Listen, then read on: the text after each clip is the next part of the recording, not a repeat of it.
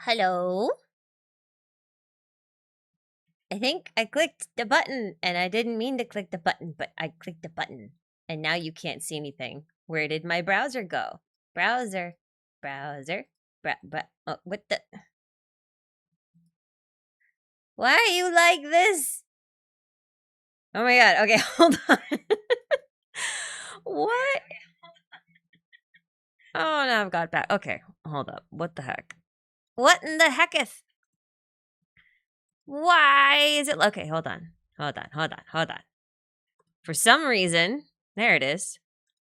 Okay, that was weird. Now it's doing it again. Am I just blind? Can you guys see my browser? Am I insane? Is it like? Is it like? Can I own what? Why is it like what? If I full screen it, it just vanishes. That is so strange. Why does it do that? I'm sorry. I'm fascinated by this bug. It's so bizarre. That's so weird. Okay, I don't know what's causing that. I know it's cut off at the edges, but like I don't understand what OBS is doing. That's very strange. Okay. Well then, I'll just manually make it full screen. Sure, why not? That's fine. Oh my goodness. Hello, hi. Sorry for the distraction. Yeah, it happens. I lost my tabs. Man, I opened up all the tabs thinking, oh yeah, I've got all this stuff that I'm gonna like start with and it's gonna be good because I'll actually have like focus at least to start with. And then, never mind. You all know what happened. You all know what happened. It's fine. It's fine. I give up. Jesus. Oh. Okay. Yeah, it's true. That's how you know it's me. There's problems at the start. If it's anybody else starting this stream, it would go smoothly. That's how you know if I've been replaced. If aliens have come and abducted me and decided we're going to replace her with a robot and no one will notice. Yes, they'll notice because the robot won't have technical difficulties. That's how that works. It's okay. It's okay.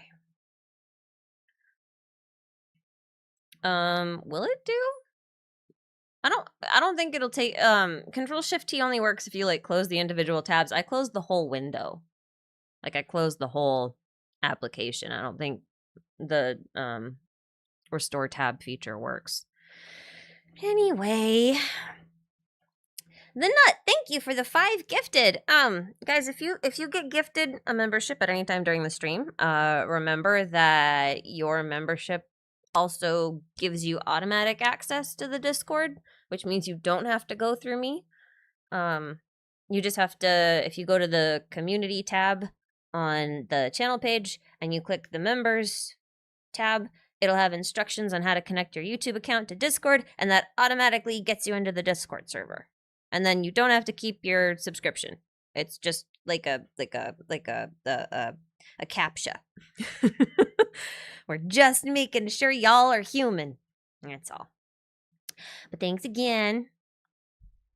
Although sometimes it takes up to 24 hours for Discord and YouTube to sync, unless we do like a manual sync. So just know that sometimes there's a little bit of a delay. It's not super instant. But if you find yourself waiting for more than 24 hours and it's not working, there's an email on the channel as well that you can ping me at, and we'll get that sorted. So anyway, there's that. Also, E1400. Okay, before I say anything else, first off, thank you for the super. Also, I keep picturing you as a tube of epoxy glue. Because E1400 reminds me of E3000, which is like the best epoxy glue I've ever used. So, I'm sorry. Hi, I'll not ask something, but thank you. After the Asmodee video, I got curious and my search, and you searched your own myth and found out that we also have a serpent that created the cosmos named Evren, which means caretaker. Thanks for the inspiration to search my own mythology. Ooh, what is your mythology? I don't think I've heard that one. What's that one from? I would also like to read. But you're welcome. If I encourage you to go out and learn something or investigate something on your own, I'm very happy. Turkish. Oh. I guess I should say Turkic. I'm gonna write it down so I look at it later because I'm curious. I think there's definitely blind spots in my mythology knowledge and exposure. And that is one of them. Anyway. We learning, yeah. Rosie's here? Yeah, Rosie's here. Rosie's chilling. She bored before the moon comes. We just waiting for the moon to come. And we're gonna chat a little bit about all the stuff that's in this trailer, because there's a lot. And admittedly, I am not yet at the level where I can really confidently talk about a lot of the references in these trailers. I just realized I should turn the captions on. That would be helpful.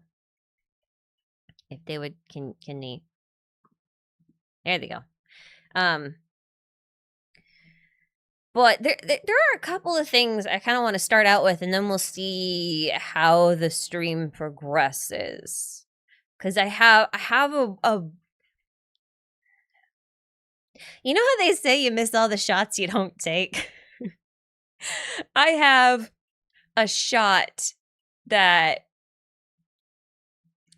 probably won't end up becoming true, but if I don't mention it, and it does happen, I'm gonna be really upset. So I think I must. Do I still play Zenless? No, I don't. And I've talked about why on many occasions. I'm not gonna do it again.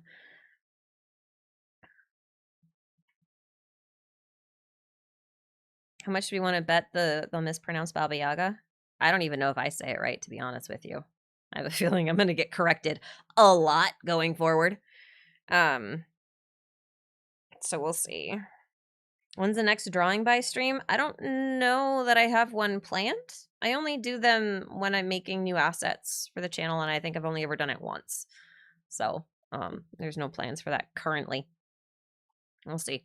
All right, so I do have here's my hot take, okay? As we're coming up on this. I'm just gonna skip ahead a little bit. So, actually, I don't even know if I have to. No, I'm gonna rewind and I'm just gonna let it play over again. I need to set this up. So I don't know how many of you remember the Finnish folklore videos that I've done for Nodcry. But I've done a couple of explainers on like some really basic stuff, especially like from the Kalevala, and then like some stuff that predates the Kalevala. And I was thinking about something with regards to this trailer. You know how they say like stellar linchpins are linked to the third descender, and the Tsaritsa has a connection to the third descender, whether that's through whatever capacity. And I've seen I don't have an opinion on this. This isn't totally related to my semi-hot take, my semi-hot lore theory take. But I've seen people suggest that either the third descender is child, or the third descender is actually the Tsaritsa's child, who will pop up here on screen eventually. And I've also seen the theory that the third descender ended up being the Tsaritsa's lover. And the lover one probably has like the most weight currently, like historically, right? Because we know that the historical hero Aias was I don't know. I don't know that do we have like an actual, hold on. In Ballad of the Fjords, is it like actually explicit? Now I can't remember. I know it mentions, why is this caps locked? Doesn't matter. I'll still get there. Does it actually say? Oh yeah, it does say they fell in love. That's what I couldn't remember. I couldn't remember if it actually said they fell in love. So in this one, it says there's the young Ajax, and then he and Snezhnaya once fell in love, right?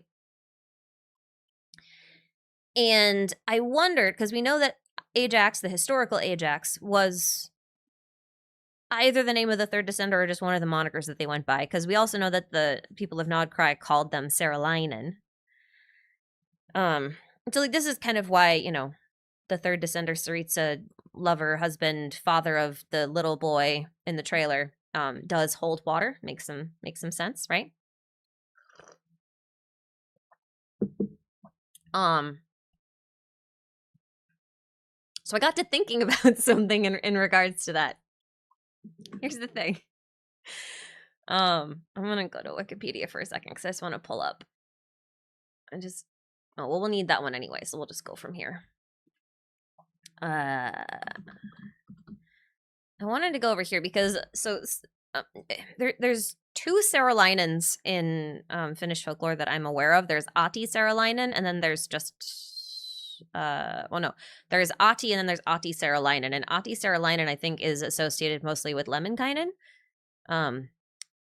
without looking at my notes. And Lemminkainen here was a guy who went to the icy plains of Pohjola, which was like the realm of the dead, or at least the realm that bordered the realm of the dead. It depends on kind of like where you're looking, right? And he was actually performing some what do we call them? Like feats of strength, feats to prove himself, I guess. In Pohjola, when he was betrayed and, well, not betrayed, but like he got killed. He got chopped up into a bunch of little pieces, and then all those little pieces were thrown in the river of death, and then his mother fished out all of the little bits of pieces and reassembled him, right? And it's like a whole resurrection tale. But the thing is he was out there performing those mythical feats of heroism and stuff so that he could prove himself to Lady Lovia, because Lovia is the witch of the north, also known, I think, in some cases as like the ruler of death, or like the woman who like a death aligned figure, because she lives in the realm of Pohjola. Like, she rules that realm. She's the queen of it. But he was trying to win Lovia's daughter, like, to win the hand of Lovia's daughter so he could marry her. And I was thinking about this in the context of the Saritsa potentially being the lover of the third descender. And I was like, wait a second, we already have a Lovia. We know that's not the Lovia in the myth, right? But we do have a death goddess or a lady death. Is it at all possible that Renova is the Saritsa's mom? Because hear me out on this for a second. This is my hot lore take, okay? This is my hot lore take. Lovia was also responsible for killing, or for the death of Lemminkainen. And, like, based on the trailer, we can see that Renova is responsible for the erasure and potential death of whoever's in the other half of this picture, which is presumed to be the third descender. Yeah? Right? Right? Do you see how that could happen? And it would kind of be funny because there is and I'm testing my memory here because it's been a hot minute since I looked this up. I only had this idea like a day or two ago, and I've been very busy trying to get a bunch of other things done, and I haven't had much time to flesh it out. But if memory serves, Renova actually did a couple of things that like pissed off the heavenly principles. And I think for the most part, we attribute it to her helping out in Natlan. Because of this, in the aftermath of the war, she helped Yuhalt the Kutan with the construction of them. And then, however, it would, the heavenly principles were not happy with it, overreach of authority, blah, blah, blah. Confronted with this censure, Renova succumbed to self-pity, displaying increasing indifference to the fate of the land and that kind of stuff. But I'm also wondering if there may have been other instances where she did stuff like this. You know what I mean? Well, the father of the Tsaritsa would be the Belyit Tsar, right? That would imply that Renova had a relationship with the Belyit Tsar, which isn't possible to prove right now. But anyway, that's my hot lord take.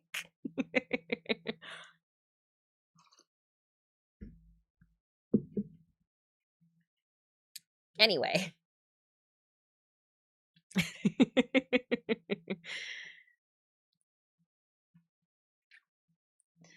So that theory is gonna live in the ether for another like 5 or 6 weeks. No, well, 4 weeks, because it'll probably end up disproven in a Snezhnaya trailer. So like 4 weeks. Anyway, there is a possibility though that there's a possibility that he's not actually calling the Tsaritsa mother. There is that possibility. I'm a little I'm just a little skeptical of Hoyo making an Archon into a parent, like an actual parent, not like, I here's my creation who's like narratively my kid, or I adopted all of these kids in the case of Duvalet and the Melazines versus like A and Wanderer, like that kind of thing. I'm a little skeptical that Hoyo will actually do that. And so like I wonder if this isn't her son, then it would be her little brother. Why not? I mean, they did it with Alice, that's true, but like they also had, I don't know. They gave us Klee first, and then they spent like 5 years building up Alice.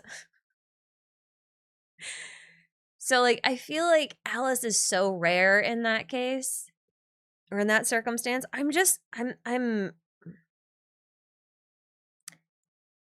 think it's more interesting if this is her son. I'm just not super confident in Hoyo actually rolling with that.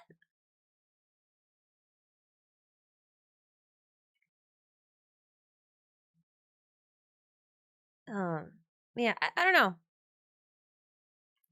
Because, like, originally, this kid's over here looking to the right and everything. So he's offering the flower to whoever's on his right originally. And he does turn to the left and then say mother. And then she does look at it there. But I don't know.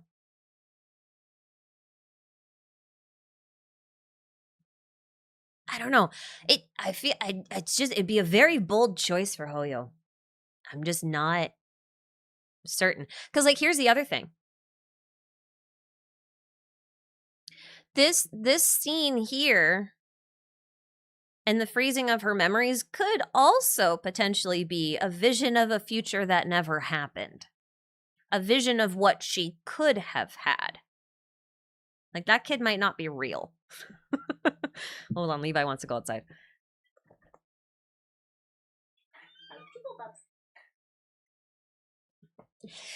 The reason why it's possible that this might not be real, I forgot the name of the artifact set. I forgot the name of the set. So we're just gonna go to this page and go all the way down.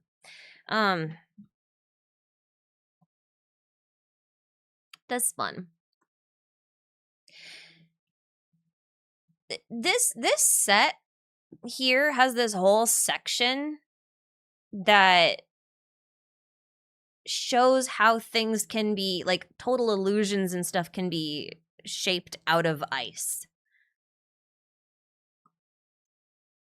And I know that this doesn't really have anything to do with that scene necessarily, but just the fact that this exists.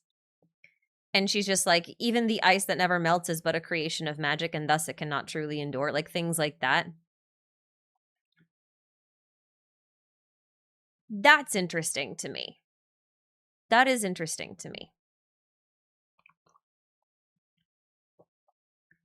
I don't know. It's possible.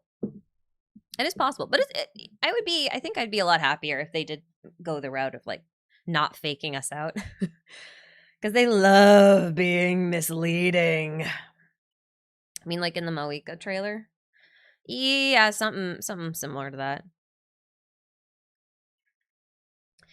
In this Disenchantment and Deep Shadow set, which I always forget the name of, the Tsaritsa is actually talking to Axinia. I don't know if that's how you actually say the name, but that's why I'm guessing you say the name. And she's interesting in the how do I put this? She's an alchemist and a researcher that the Belyet Tsar adopted. He basically found her in what appears to be some sort of cryostasis pod of sorts. And she appears to be Hyperborean. So, like, a Hyperborean relic. And she became a good friend of the Tsaritsa. So I do wonder.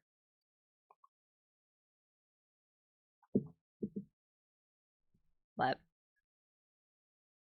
why would she freeze her own kid that isn't real?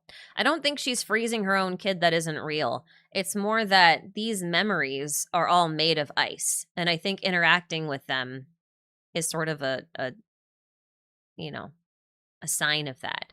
It's not so much that she's touching it and deciding to freeze her son. I think in touching her son, she realizes that it's made of ice. You see what I mean? Like an illusory courtyard. The things you always dreamed you wanted, but maybe never could have. Because, okay, this is like such a small thing, okay? But when she reaches out, she touches him very gently. And if she was to freeze him, her hand wouldn't lift back off and up. It would go down. Like, if I was an animator, I was animating this scene, the hand would go this way. It would slide off because it's supposed to show that she's more resigned to it. But because the hand goes up and it goes up quickly, it almost denotes surprise. And I could be reading way too much into that, but that is the language of animation. So to me, she's more like, oh, right, this isn't real. Less so that, oops, I froze him. But, because see, again, she gasps here. She didn't intend to freeze him. Right? You watch again. She goes from that and she goes, gasp. And then she resigns herself to it.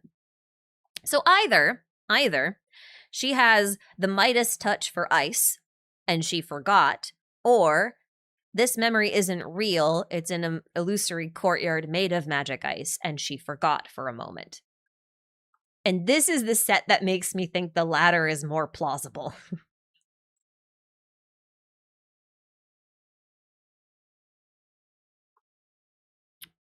Because then, she gets up and then her shoes start spreading ice. So, like, I feel like it's more of an awareness thing. Because she looks sad as it happens, as she realizes that she's coming back into reality. And then she looks back.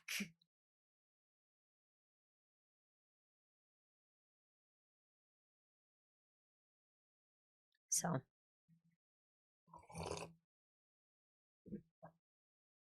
It could also be a bad dream. It could be a bad dream. It could be a nightmare sequence too. That's totally possible. But like here, if you want to read this as a cohesive scene, like even like a remotely cohesive scene, like basically you could see her in the courtyard and then this is her leaving the magical ice courtyard and entering the blizzards, the harsh blizzards of reality. And then she walks back up here and blah, blah, blah. Now, I'm not saying this is actually one cohesive scene, but like if you were to read it this way, you know. And again, not to give the illusion of warmth to those freezing to death or anything like that. Couldn't the sun also be the one whose body was split into the Nosis? I mean, that would imply that Ajax is not the third descender. That's the thing. I do have a theory about why they need the Nosis, but hold on a second. I've been ignoring people. Hold on. I'm sorry. I got stuck into my hot take. Noxus, thank you for the super. Sorry the France versus Sweden match didn't finish yet. It's okay. This is a VOD. You don't need to watch this live. This is just to help tide people over until the moon comes. We're not too fussed about having to be here on time. Noxus, again, thank you for the super. Really appreciate it. Would it be strange if Anastasia became playable? Not because of her power level, but because she's a mother. I don't know why, I just have mixed feelings about it. That's a meme. But like the thing is like in the live service gaming community, it's not very common that they do that. Because it makes it a little trickier to sell the characters and sort of like push the romantic aspect of them to the player. It's generally the reasoning why. I don't necessarily agree with that. I think we should normalize mothers and older people who aren't like 500 plus years old and eternally young. But you know.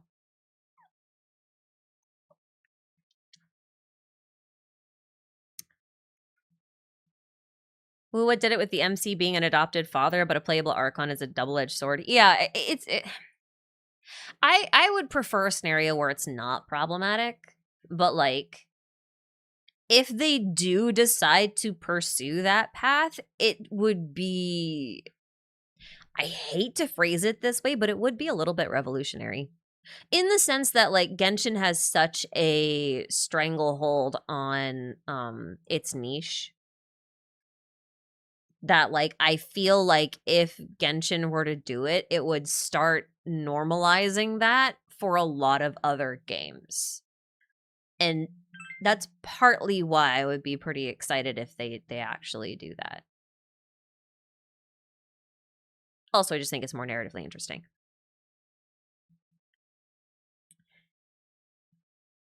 Like, I know most of you probably don't play Persona 5X or anything.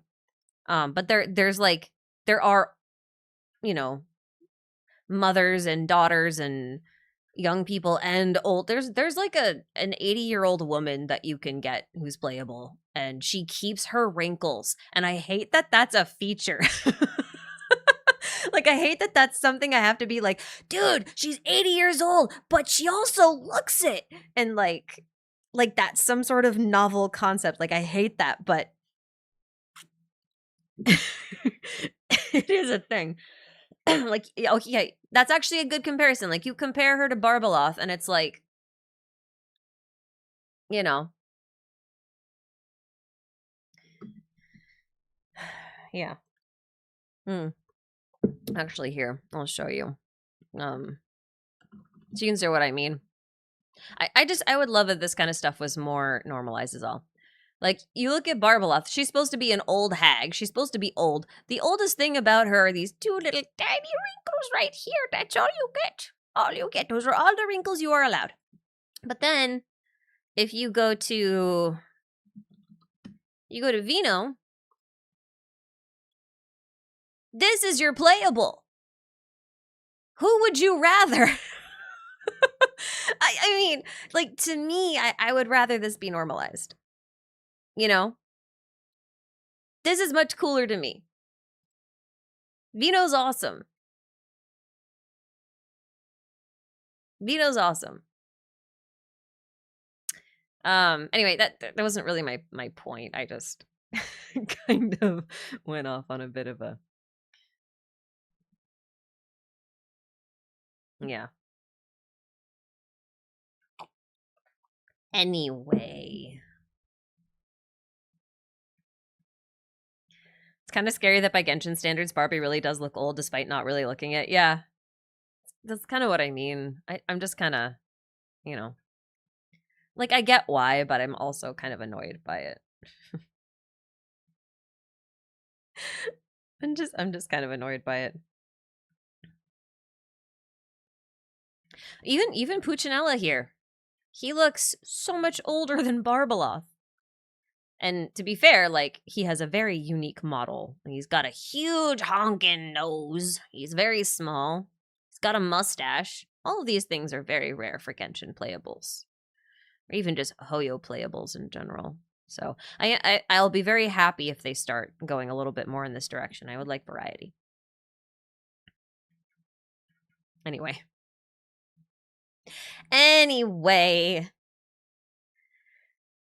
An interesting username. Indeed it is. Thank you for the super. The kid got cut off. He was trying to say, "Mother, I yearn for the mines. Mother, can I have some mines? I wish to craft them. I know alchemy is forbidden in Snezhnaya, at least it was until recently, but may I go to the alchemy mines?"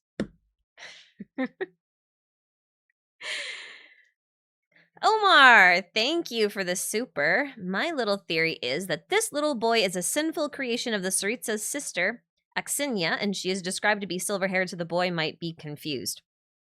That is possible. That's very possible.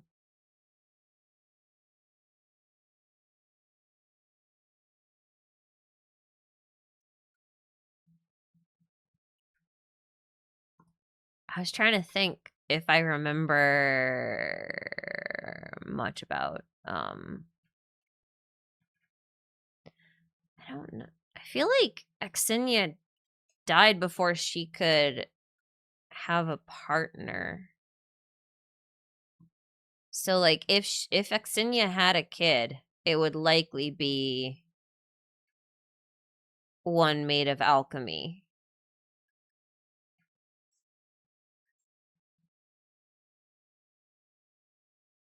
Yeah. I could just go here. Yeah.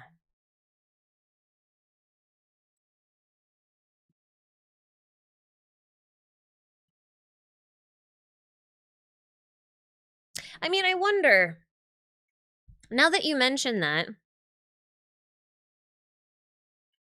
I don't remember exactly what they were researching.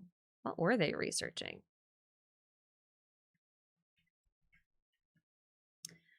To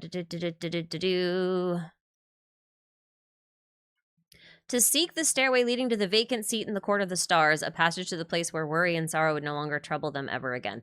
Okay, so she was part of the whole transcending the rules stuff. I wonder though, okay, so I'm gonna go on a bit of a tangent. Hold on. I'm gonna go on a bit of a tangent. I'm gonna go on a bit of a tangent.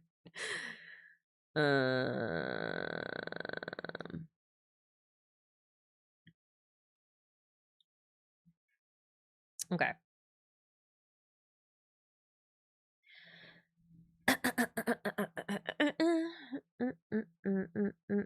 This one. I think Nicole's words are actually a little bit misleading here, but okay, I'm gonna go on a little bit of a limb here. Here's the thing. You might actually be onto something with saying that this might be Axinia's creation. Who needed a mother, and maybe the Tsaritsa took up that role. The reasoning is the Belyit Tsar was trying to usurp heaven, and he has been for a long time. And he's attempted to open the doorways to beyond the stars and stuff like that multiple times. So this project to seek the stairway leading to the vacant seat in the court of the stars is interesting because that seat presumably can only be sat in and used by a descender or descender-like. Because depending on how you read things in game, you can argue that Nibelung is also technically a descender. I'm mixed on whether or not I think that's true, but it is a possibility. So here's the thing. The first descender is called the primordial human. Albedo was the result of Rhindotter's primordial human project. Nicole says there was a potentiality for Albedo to be the primordial human, which means Albedo could have been a descender-like who could sit in that seat, that empty seat, in the court of the stars, right? So if Axinia was working on this project, perhaps the child in this trailer is indeed a descender, or a descender-like, but perhaps they're actually the result of a primordial human-esque project. That's a possibility. Right?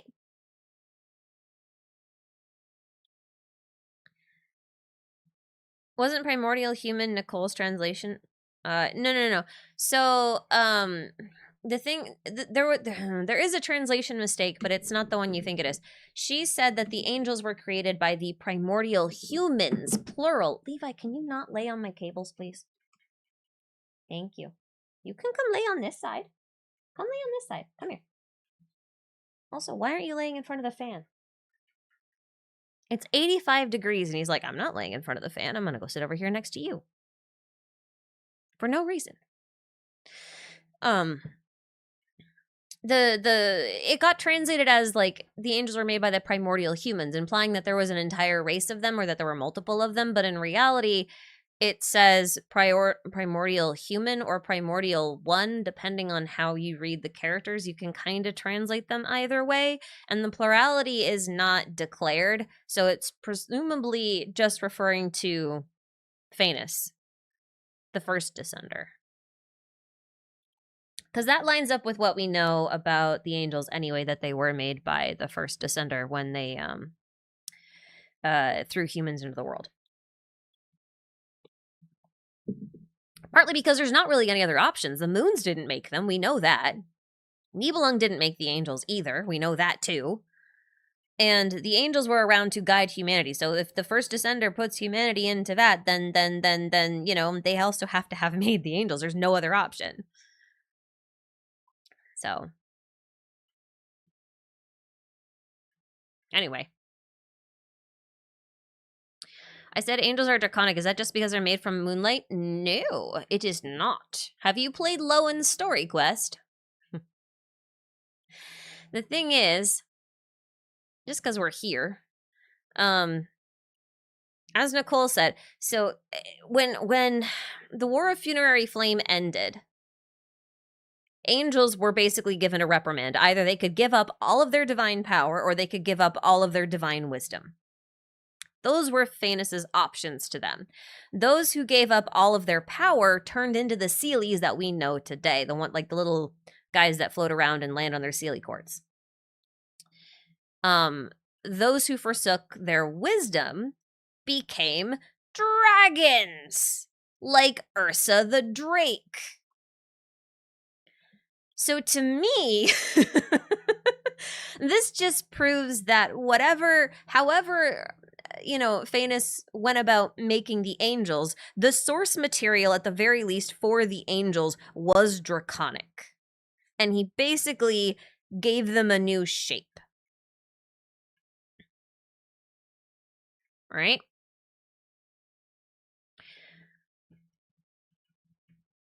And it's interesting because, like, I think the there is a parallel between what happened with Lowen, who, you know, was exposed to Ursa's Ursa's remains, and Kale, who was exposed to Nabu Malikata's remains.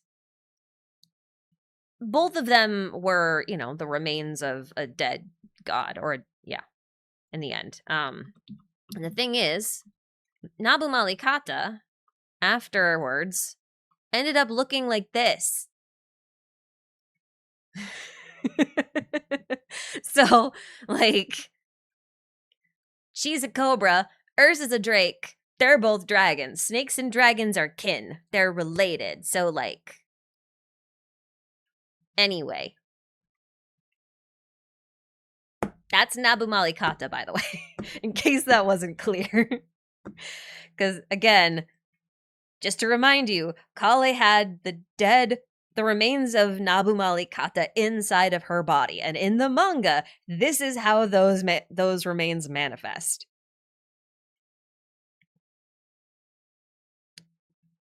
So, that was an unexpected tangent. Sorry. I didn't mean to go down that road. Anyway, it's a cool idea to suggest that the child's actually from Extinia. I think that could be really interesting. It could be fun. I think I'd still prefer it to be the Saritsa's actual child. Just my personal preference. But I wouldn't be upset if they went the other way. I mean, I don't think I'm going to be upset about much at this point.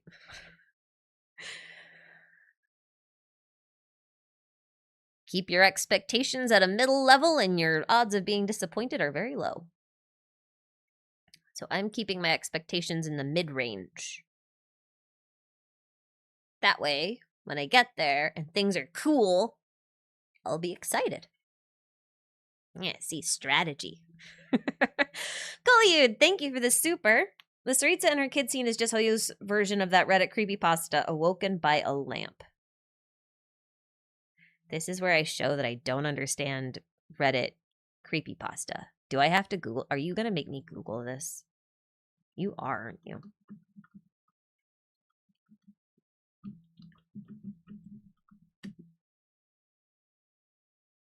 Oh. Okay. I understand. I don't want to watch this right now. But I think I get the gist. Isn't this based on a Lovecraft story? This is totally based on a Lovecraft story, isn't it? Which one is it? I distinctly remember there being a Lovecraftian story where a guy is like going through life and then slowly realizes that reality isn't real because of a lamp. Is that the same? That can't be the same thing. I swear it was a Lovecraft story.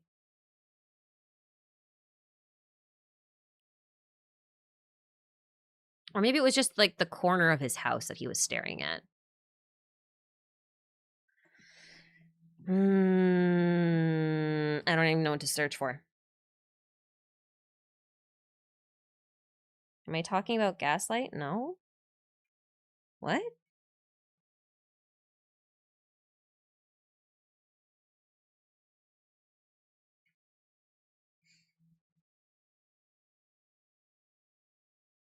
No. I'm saying there's like I'm saying there's a short story by H.P. Lovecraft that had these exact same themes. Or at least that's where my brain filed that story away. And I will have to look for it to make sure that that's actually the case.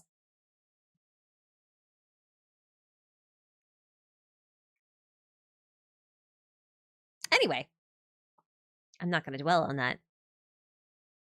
I'm not going to dwell on that. Nope, I'm not. Cherry freaking ice cream. I could go for that right now. Thank you for the super chat. It's like 85 degrees outside. It's hot. It's going to be in the 90s for the rest of this week. You know how Europe just had a heat wave? Now it's our turn. And by our, I mean mine. I don't actually know how far south this heat wave goes. Anyway, do I have a favorite character from the Snezhnaya trailer, like for lore or design? I do.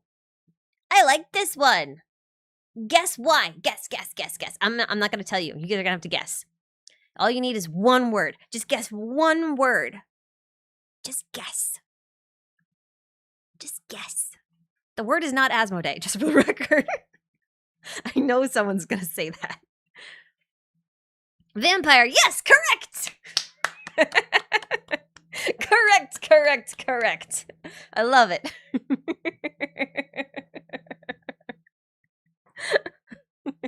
Asmodee.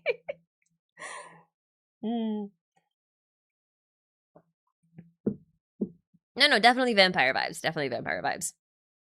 Noi is fun. I like Noise. I like Noi. He's cool. He's probably my favorite one here. I don't think he's a drag. He seems like a fae to me. He seems like a regular fae to me. Just Alucard from Hellsing with some hair dye. Listen, I'm not picky. I'm not that picky. He looks fun. He looks like he's been beheaded and then stitched together once. And I want vampires. I want a proper Snezhnayan. Well, okay, I guess we have Flynn's. Flynn is a little different though. He's got vampire vibes. He does. But I feel like he's not all the way there. You know, they didn't quite take it to that level. I do like Flynn's though. Flynn's is more ghostly. Yeah, that's actually that's actually a pretty good way to put it. Like Flynn's is based on like a will-o-wisp. And I think this guy might even be too. For reasons I'll show you in a second. But this guy just screams, I'm a vampire, what of it? Flynn screams, I might be a vampire, but I also might not be. And you just sit there and wonder, is he, isn't he? Is he, isn't he? Is he, isn't he? Is he, isn't he? But I don't know, he has a bit more like you said, Revenant or ghostly vibes, as opposed to like true blood vampire vibes. But Flynn's is still very vampire-y. Anyway, I like this one. I like this one. I like Mitya. He's fun. And I do like the Tsaritsa. I'm actually quite pleased with her design. The fun thing, the reason why I think this is just a oh, right, I lost my tab. Of course. The reason why I think this is probably he's just a fae and not a cryo dragon is not just because this is the land of the fae, and I think almost everyone in the trailer was a fae of some kind. Nearly everyone.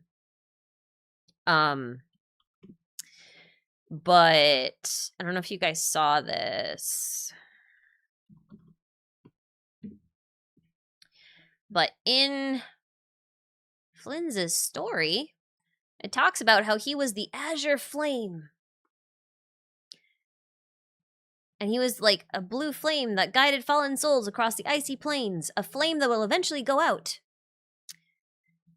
But after Flynn's left court, there was a transition. There was a transitional power. There was a transition of power. I'm sorry. I'm trying to read and talk at the same time. It's not going well. Anyway, all of the blue flames that were here, right? All these blue flames in Snezhnaya were replaced by red ones. And the regions that once enshrined blue flames also fell one by one, and people eventually accepted the red flames that are burning across the icy plains, just as they accepted the new regime. So either the flames are actually linked to the Tsaritsa, or they are linked to Flynn's and Noi. And I am more inclined to say that they are linked to Flynn's and Noi because that makes more sense to me. Just because both of them have the vampiric vibes, both of them are definitely fae. I mean, this guy comes out of what kind of has the appearance of blood, but could also be a sort of flame-esque sort of thing. So, I think that's mostly it. But I think if Flynn's played a certain role in the royal court of the Bel Tsar prior to his death, because I think Flynn said he was like what 700 years old, something like that. He would have been around for a couple hundred years before the Cataclysm, where the Belyt Tsar died. And so that means that post-Cataclysm, Flynn's position would have just been replaced by Noi. So, anyway, having a vampire advisor sounds fun. 600 to 700 years old. Yeah, okay. I don't know if you guys are doing that just because you want me to say 6'7", or if that's actually what he said.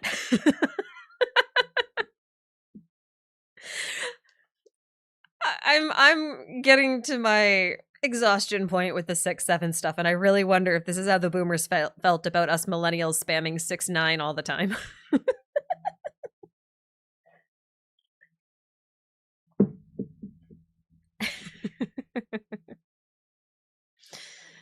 He did in fact say that. Oh, great. Awesome. Love that. Fantastic.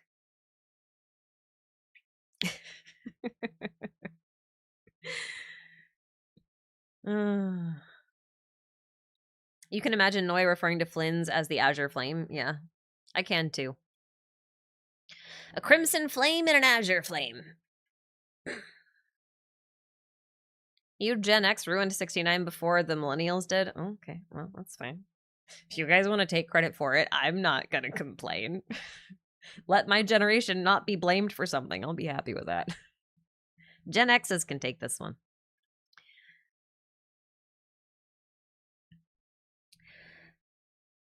Lisi, thank you for the super. If the Saritsa plays chess with gold... Oh, the Saritsa plays chess with gold, had close contact to that deceased witch, and just seems too well connected for it not to be linked to the HZ. Could she, or maybe her mother, be the last known witch? What is HZ? I don't think I've seen that abbreviation in this context before.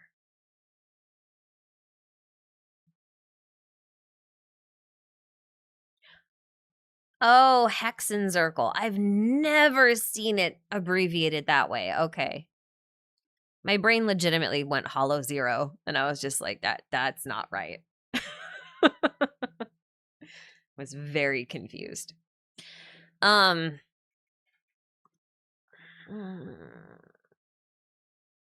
Is the question whether or not she can be, like, her mother can be Ivanovna?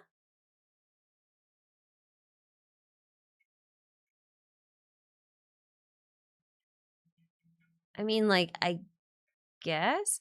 I don't think the Saritsa is actually going to be linked to any of the witches directly. Like, I know a lot of people have pointed this out already. So you may or may not have seen this. But let's see.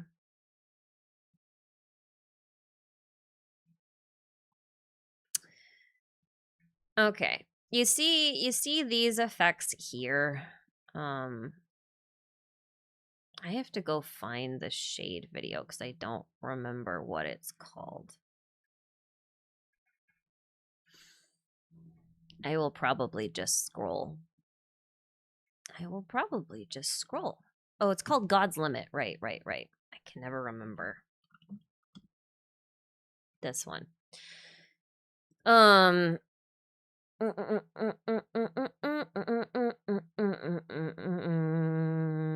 When they talk about Naberius, it's worth noting that Naberius has those, like, silvery blue cubes kind of spinning around all DNA style. And then the Saritsa also has them. And, like, on the one hand, you can argue that this is, I don't know, related to her cryo cube power, like cryo ice cube powers, I guess. That's not an unreasonable assumption or claim to make or whatever. But I do think it's interesting that you know, we're literally having a chess match with Rhine-Daughter, who is the new Naberius, in the sense of, like, she is the new shade of life. And yet, you know, she could be taking this power of life that may have been given to her by or by Rhine just to see what would happen, because it's interesting. That sounds like something Rhine would do. And use that to fight death. It could also be symbolic, like A's connection with Renova. It could be symbolic. It could. It's very possible. The one thing I want to point out, though, that I don't know if anyone else has, because I honestly haven't had time to look very closely. If you look on this spear, and actually maybe there's a better image of this. I think there's a better image of this spear in the full artwork for her. Hold on. I don't want to spell her whole name. I'm sorry. Yeah, okay. Never mind. That's a much better image. Okay. If you look at like the full picture, right? Right here, this crown is the same crown that you find in domains hanging above the Irminsul trees. So I do think that at the very least kind of helps to link the swirly bits, the swirly cubic DNA-esque bits more to Rhine than not. But it's hard to say. It is hard to say. It is just interesting that she's got 1, 2, 3, 4, 5. And how many crowns are hanging above a domain? 1, 2, 3, 4, 5. I don't know if there's actually more in like the full artwork or anything. Don't take that as like actual proof of anything. I think it's just worth thinking about. There are 5 things on her kokoshnik too. Is that her crown? Is that what you call it? I'm still learning. I'm sorry.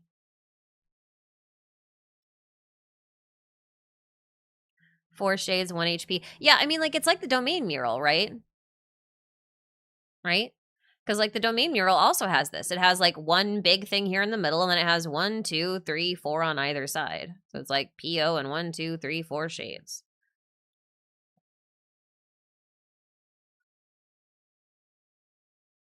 Yeah.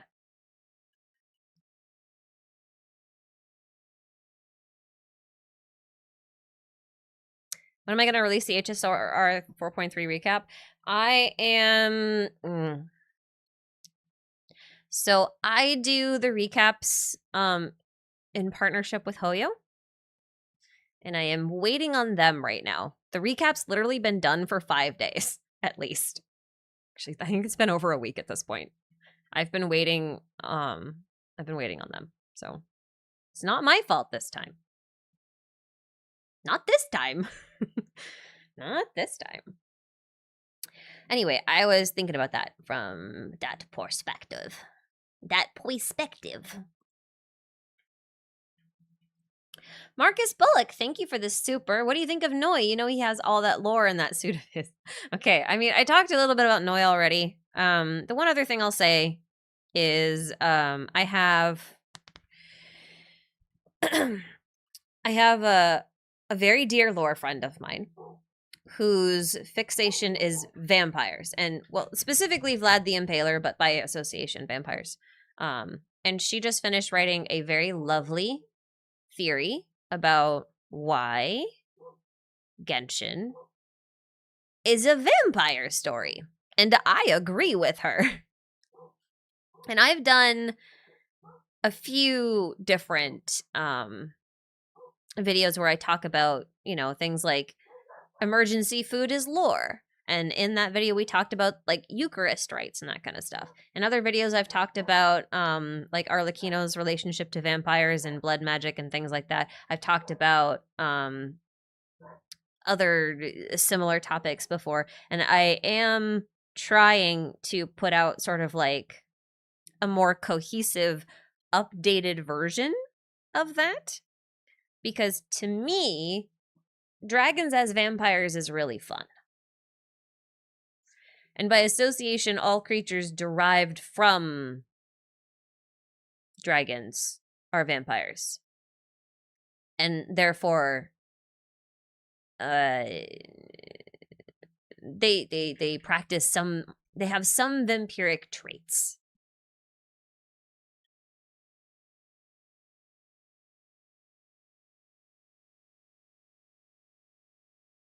Anyway.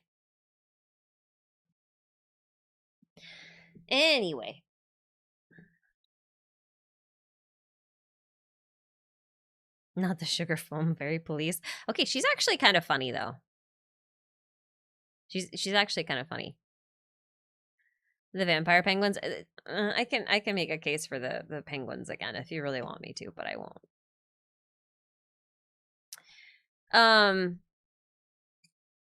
Do you think they'll start to connect the story to the world tree from Honkai Impact 3rd? I don't know. Who's the lore creator I'm mentioning? I don't think she has socials that she can follow.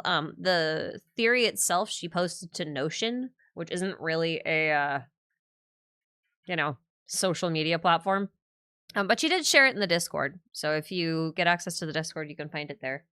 But when I finish my part of the vampire story theory thing, I will link her Notion theory in the description so that you can find it. So you'll be able to see it then. Anyway.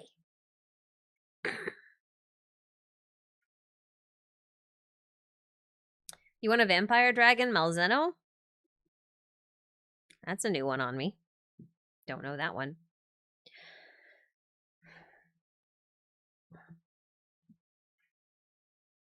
Do you think we'll have Genshin go to Honkai after the Teyvat chapter, or do you think we'll continue in Teyvat? I think we're going to space after the Teyvat trailer, or after the Teyvat chapter. I don't know necessarily that we'll go to like the Star Rail universe, because like in Honkai Impact, they didn't go to the Star Rail universe, but they did have them sort of like touch. Just very lightly, they just touched fingertips, a little tiny touch.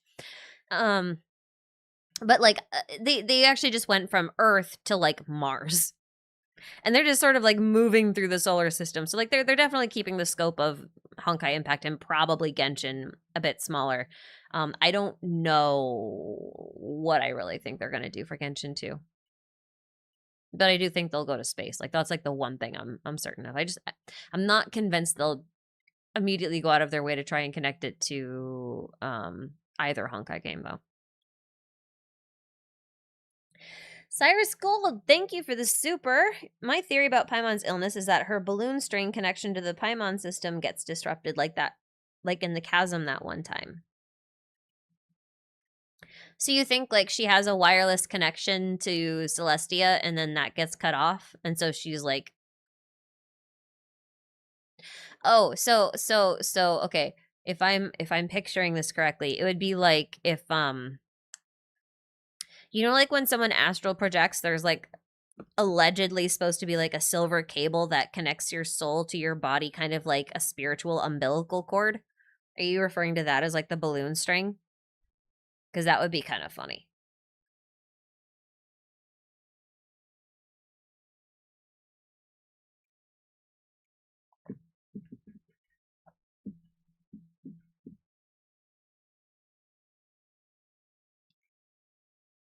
You remember Paimon got frozen by Senora's delusion?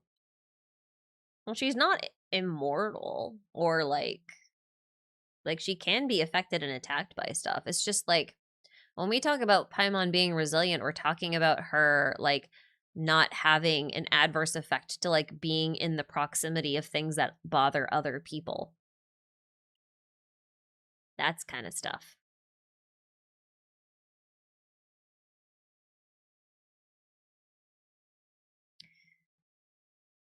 Her spear reminds you of the Rongomyniad from Fate, which is the tree that holds the texture of the world. I don't want to think about Fate. Why would you make me think about Fate? That's so mean.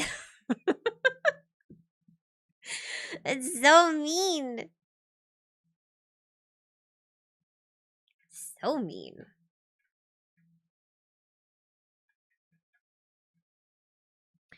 You're curious as to what the far faction we have for Capitano at home? I mean, he just looks like a normal military personnel, don't you think? He's obviously not a harbinger, but I don't know, maybe he's higher up on maybe he follows Capitano. Maybe he's his second in command. Now that all of the other ones are dead. He's hot though. Dude, this guy, okay, listen. Listen. This guy is essentially I don't know how many of you guys read any romance mangas, but like comics are kind of like my thing more so than games. I've read a lot of comics. I have a lot of exposure to a lot of genres. And one of the most popular tropes in romance manga right now is the Duke of the North trope. And this guy is like what you would get if you took every Duke of the North and smushed them together. I'm not saying it's bad by any means, but like the reference is so blatant I can't not see it. You know what I mean? It's even a bear.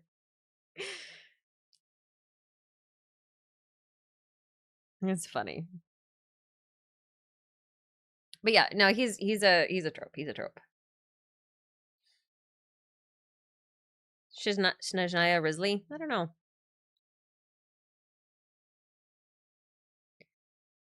Risley's more of a jailer. But see, Risley's actually funny because, like, when we're talking about vampires, Nouvellette also has lots of vampire vibes, okay? He's also very vampiric. I don't know if you know this, but in his concept art, he's literally pulling, like, blood out of his own hand where the eyes are in his glove, and he's converting that into water. And he's besties with a guy who's extremely werewolf coded. And you can't tell me that they did that on accident. You won't convince me of this. It's not gonna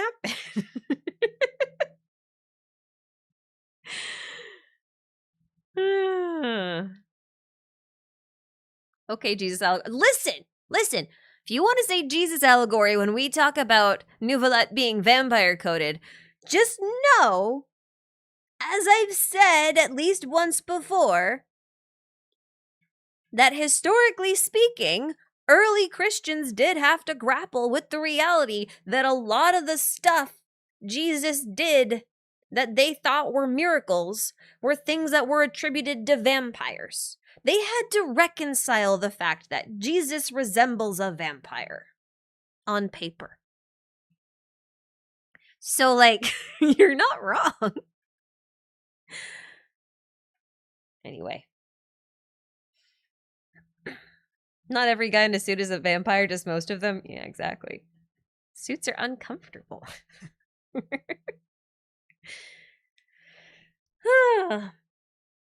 Radiant Fox, thanks for the super.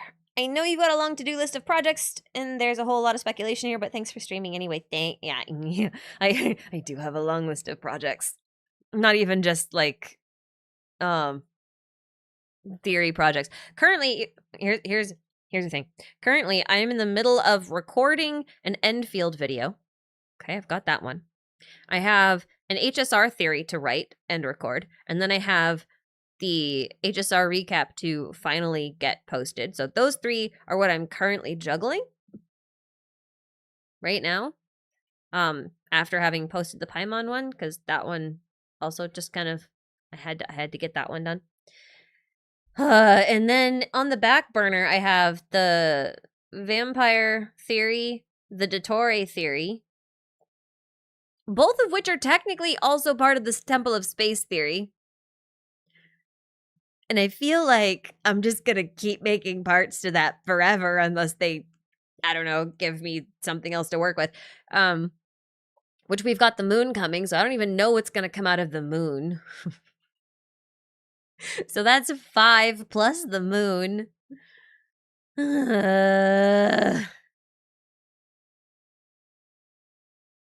And that's just theories. The thing is, like, the tutorial and the vampire one are also both very long. The Enfield one is only about 20 minutes. The HSR one's only about 20 minutes. So they're not that bad. But the tutorial and the vampire ones are very long. And I'm trying to do that.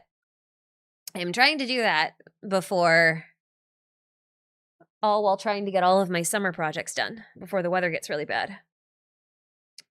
So in between writing theories, I have painted my house and I've installed a chimney for my fireplace. I got a fireplace installed because my house is heated with propane and propane is expensive as hell. And yeah. Wood. I like wood.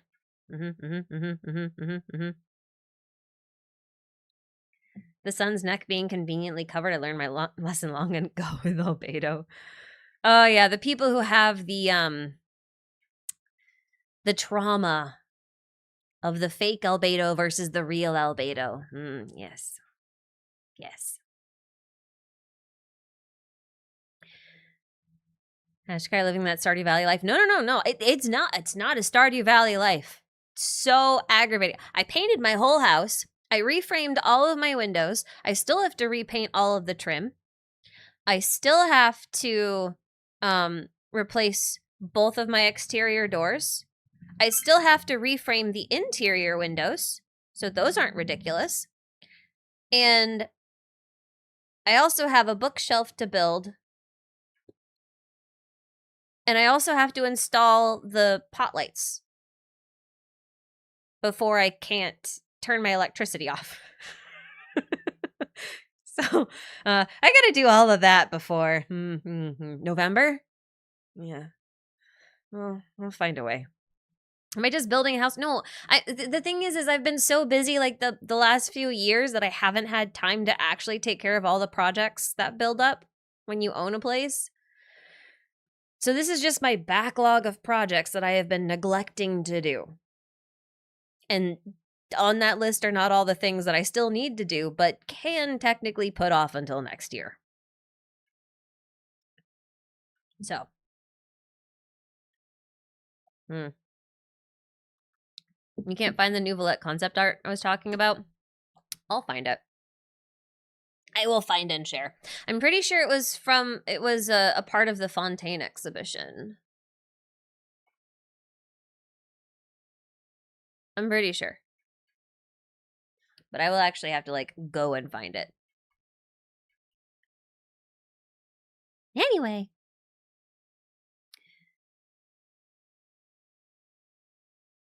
I'm trying to get through Mr. Baz.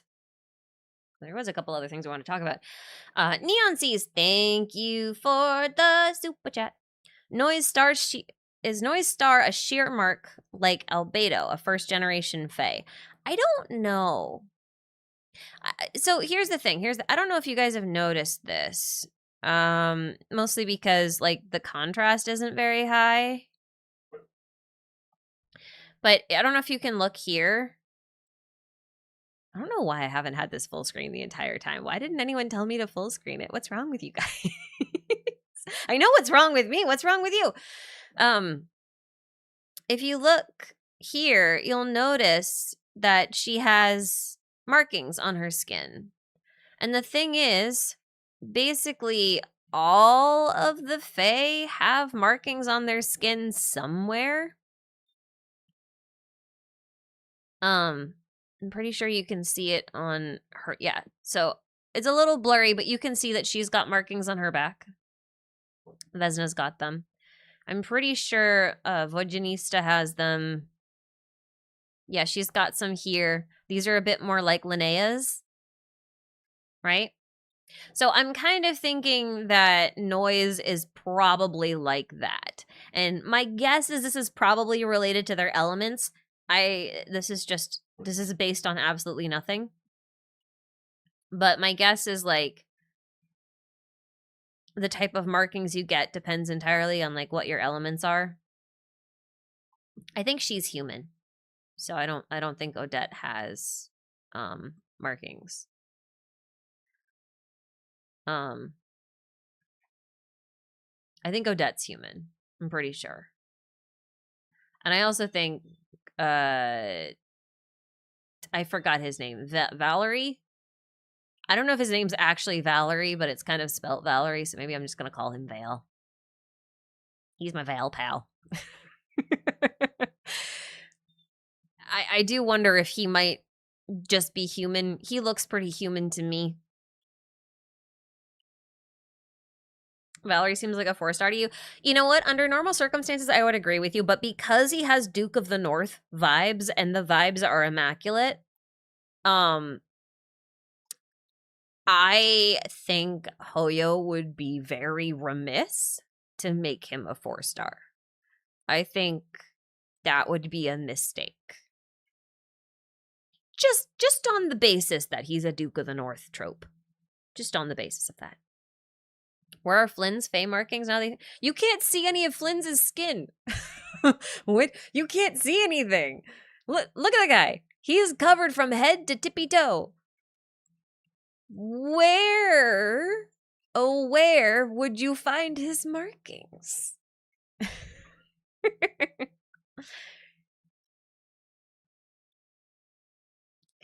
That's why because like remember, Flynn's is trying to go incognito. You know, Flynn's is very he doesn't want people to know he's a Fae. So of course he's gonna cover his markings. They're a dead giveaway.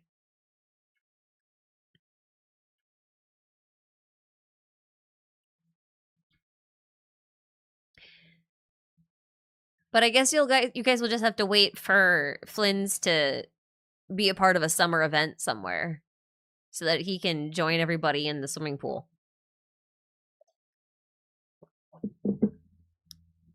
Didn't know I'm a webcomics fan. Any refs? Thank you, Victor, for the super.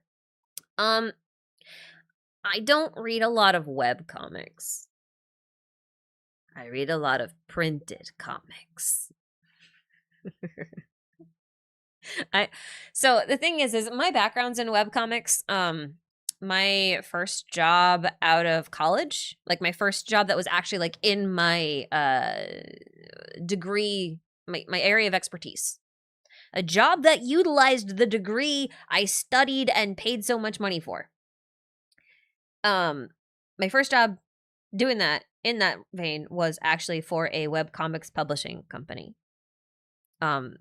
One that was similar to Tapas or Webtoons or, you know, all of the above. We launched around the same time. The company I was a part of didn't actually make it. Not because we weren't particularly great. But there were actually quite a few reasons. But ultimately, the founders of the company I was working for decided that they just didn't want to do comics anymore, and they decided that they were going to go off and take their entire team, which had spent like the last 2 years building out a webcomics publishing platform, and they wanted to make reservation software for restaurants in China. Not Chinese restaurants like in the US, but just restaurants in China, because apparently they don't, like, that software didn't exist. So I don't know what happened with that. But I'd wanted to be a comic artist since I was like 12. And so, like, for many years, from high school all the way till I was about like 26 or 27, something like that, I was doing webcomics, and it was at least in part my job. Either making revenue from actually publishing the comics or making revenue from working on the website that published the comics. So anyway, how'd that work out for them? I have no idea, because I rage quit. It was so funny because I actually quit at the same time they fired me, and they recognized that, so they gave me half severance. It was really, in hindsight, it's funny.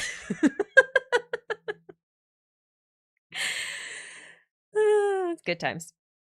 Did I enjoy it? Did I enjoy the company, or did I enjoy webcomic, like making webcomics? Because like those are different things. Like I like the web comics that I dealt in, they're 10 years old at this point. And I've had, like, after losing that job, which was essentially my dream job, right? Because I wanted to do comics and comic publishing. Like, that was like my ultimate dream goal. That's what I wanted to do in life. And after losing that, I found it really, really hard to stay in the web comics field. So if you're asking me for like current stuff, I can't help you. I really can't help you. They rage baited me into quitting. No, I went at them first. No, I instigated that one. I was not rage baited. I cold called that one. I rage baited them into firing me. That's probably the better way to put it.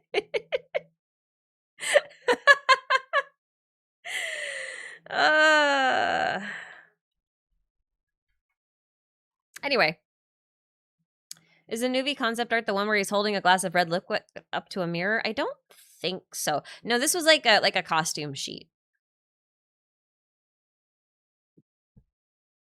Do I still want to make webcomics? No. Here's the thing. I know this isn't very interesting to look at. I'm just gonna put this back on the trailer. Or even this one, just so we can have something. The thing about doing, how do I put this? I am not a great artist. I can draw.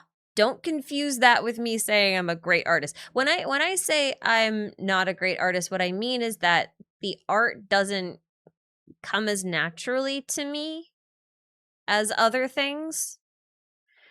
And I feel like the people who should be making comics and drawing and that kind of stuff are the people who are like sharks. And that if they stop swimming or stop drawing, they die.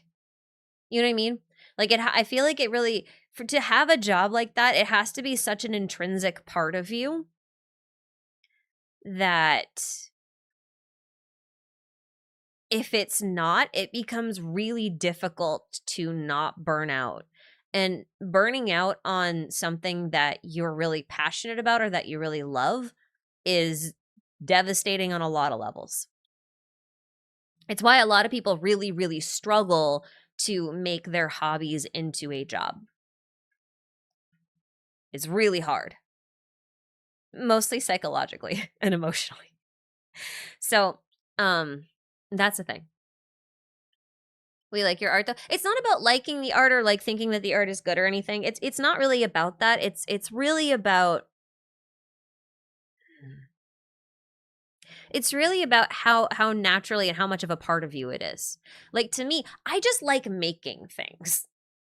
To me, the art of making something, whether it's cooking or building things out of wood or stone or Legos or coding or writing, like to me, the act of making something is what I really like. I love dissecting things and I love constructing things. So, like, for me, it's not drawing specifically that I feel compelled to do. I feel compelled to make stories, and it just so happens that comics were like my preferred medium at the time. And right now, I think I'd prefer a different medium. I've tried a few, so there's that.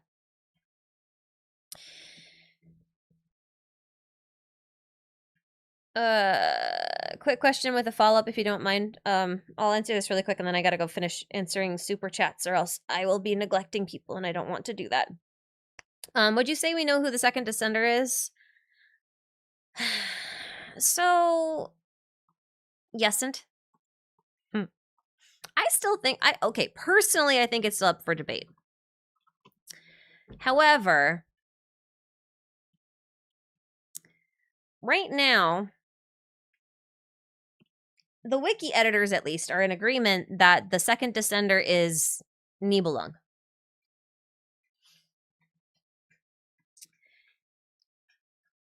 And the rationale for this isn't bad. It's something I can't really disagree with. The rationale is that Well, maybe I should just read it to you from here. I should just read it to you from this. So their rationale is that Lama refers to the War of Funerary Flames as a conflict that's triggered by descenders. Okay, so there's the first descender and presumably the second descender because the third descender isn't around yet. And this is later specified by Nicole as having been a battle for dominance between the heavenly principles and Nibelung. So technically speaking, even though Nibelung is the first descender to be present on Tevat as its native original ruler, he's technically descender 0 and the second descender in this context. You see, like this is hard to argue against, but it still doesn't feel right to me. But I can't justify arguing against it. You know. So, who's the second throne of heaven? The second throne of heaven is Nibelung. Nibelung is the second descender and the second throne in heaven. Because, like, you have to keep in mind, like, who was actually narrating the book before Sun and Moon, right? It was just a human scribe. And as far as the human scribe was concerned, the second throne of heaven is any throne that came after the first throne. And the first throne for them is the primordial one, the one who shaped the land and everything, right? Like, to them, the first throne in heaven is the primordial one. They don't recognize like the humans of that time didn't necessarily recognize the dragons as gods. So, you know, it doesn't really help that, like, the way that the dragons get portrayed at that time, and even like symbolically or thematically by Hoyo, Nibelung pulls a lot of the symbolism of like Satan in the Bible, which makes, you know, the primordial one God, and, you know, the battle between the dragons and the heavenly principles is a battle between God and the demons of hell or whatever. Like, that's kind of what's being portrayed. Even then, technically speaking, Satan is supposed to be the second throne in heaven anyway. When you think about it. Because there is, I'm not particularly well read on the topic, but there is a fair amount of Christians who recognize the fact that Satan is called a prince, and he is supposed to be the ruler of the world, which would technically make them like a second throne of heaven. But that's really complicated and theological. And I feel like if I were to give any sort of proper analysis on that, I would actually have to go and get some sources and stuff like that so that a proper conversation could be had. But, like, thematically at least, that seems to be what Hoyo was kind of like setting the stage for. So. Now, okay, here's my other hot take before I get back to supers. Here's my other hot take. The primordial one has basically stolen everything at this point, right? Like, there's nothing original that they've contributed to Tevat besides their rules and humans, right? Everything else that they have has been appropriated or modified from dragon tech and creations, and sometimes even the dragons themselves. So I started to wonder if there's something else that the Heavenly Principles has stolen.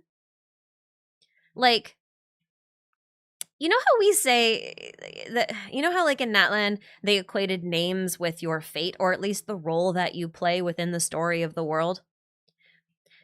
If you extrapolate that out and you extend that rule all the way up the line to the big guy upstairs,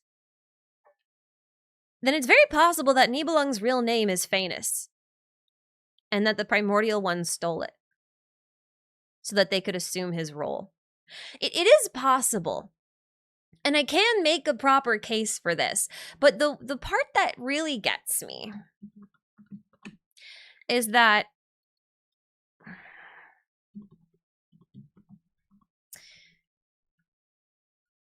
When they were promoting Nod Cry, they shared this tale. Okay?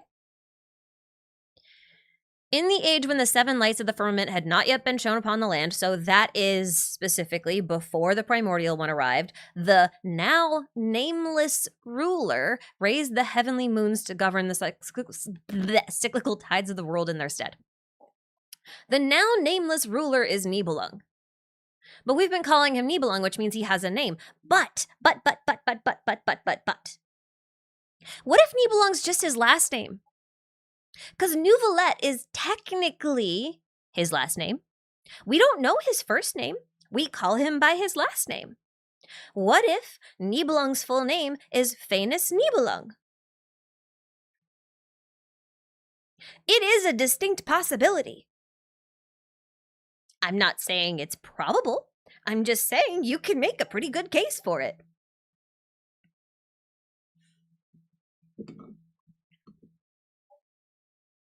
Phaenus is a Greek name. All ancient dragons in Atlantia had Mayan names. But that doesn't mean anything.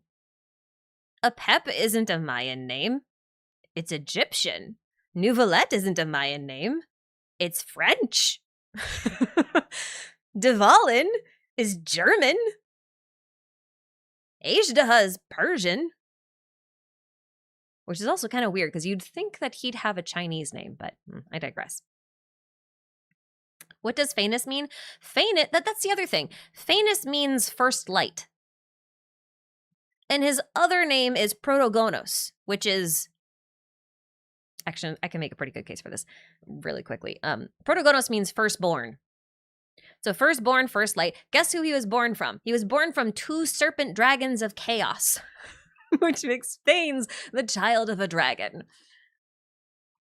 So his first light, god of creation, blah, blah, blah, blah. Also, he presumably had a daughter or a wife or a sister, depending on which Orphic religion or Orphic myth you're looking at, named Nyx. Now, Nyx is the goddess of night. Phaenus became the goddess of the day. Well, Columbina is the goddess of night now, the only goddess of night. Does that not make her Nyx? And her dad is technically Nibelung. Technically. Which would mean that, Nibelung is more Phaenus than Phaenus is. Also, Phaenus' real name... Phaenus' real name is Phaenus Dionysus. Dionysus is associated with Zagreus. And Zagreus is the god of the hunt, and by association, the god of light. And if you're familiar with Hades, he also becomes interpreted with the god of blood, which brings me back to vampires. But also, you can just connect Dionysus to blood, because technically, the wine and blood and all that kind of stuff. We just go in circles and around till we get to Jesus motifs, basically. Anyway, you can make a very complex case for this to be true. I'm just saying. Columbina is a vampire. That's what I'm saying. Okay, but here's the thing. No, never mind. I won't go that way. Maybe I will. I really do have to get back to super chats, but I'm on a tangent. Listen. Do you see this? Do you see this? Do you see what I'm seeing here? Do you see his 2 little fangies? This is Dracula. This is Dracula. Nibelung the Dracula King. Because the name Dracula comes from Dracul, which means dragon or devil, because they're synonymous. Guess who this guy is supposed to be? And you know what else?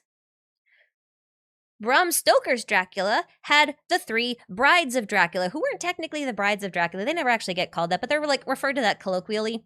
They're just 3 sister followers, partners, of Dracula. Some say they're his daughter. Some say they're 2 of his daughters and his wife. Doesn't matter. There's 3 of them. They're sisters. They're also vampires. Guess what we have? 1, 2, 3 vampire sisters. And then you bring in the famous myth, and then suddenly, bracha, there are 4, because technically they actually took in one other woman to be their 4th sister.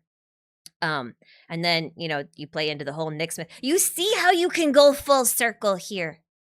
There's a great big vampire conspiracy.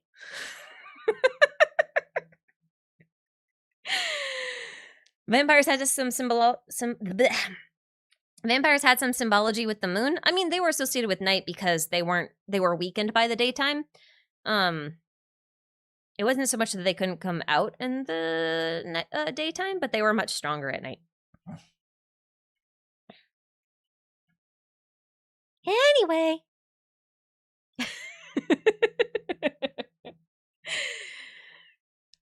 You know what else is really funny? I think one of like the ultimate gods in the Fate universe is also supposed to be a vampire, if I'm not mistaken, and she's associated with a crimson moon. I'm not mistaken in that, am I? Because like she was also like part of the reference for Arlecchino, no? I can't remember her name.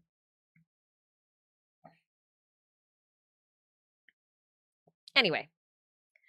Wouldn't Bina be the new sister instead of Phanes? I didn't say she was Phanes. I said she was Nyx.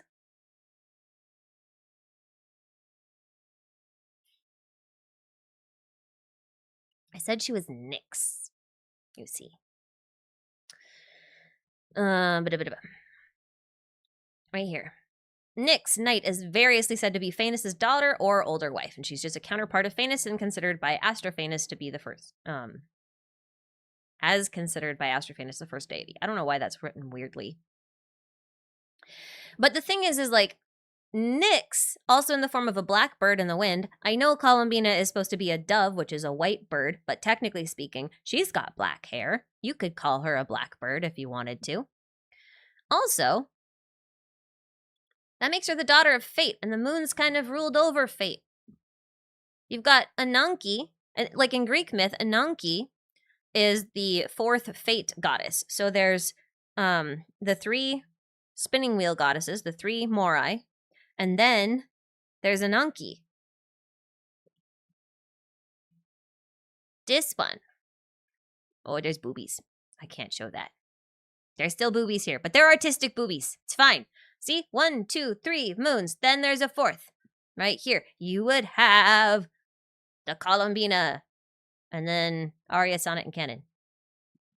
I'm just saying. There's enough evidence to make a fun case. Bun bun booba.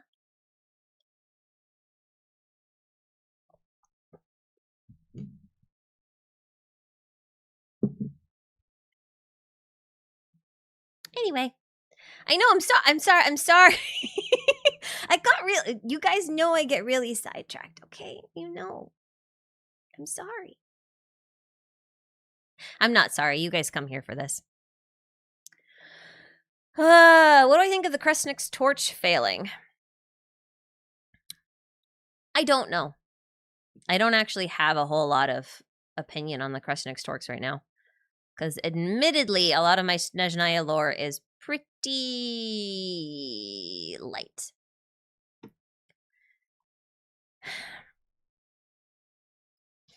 The thing is, if this thing somehow powers the entirety of Snezhnaya, then this could be like the whole Snezhnayan heat source. And there may be a secret at how this thing runs. Because this could be a fuel gauge or a temperature gauge. Hard to tell. Hard to tell. I know Mitya seems to be studying it because he's like right here, which means at some point in the story it's going to be unfrozen. But then like, you know, we get to here and it's completely shut down.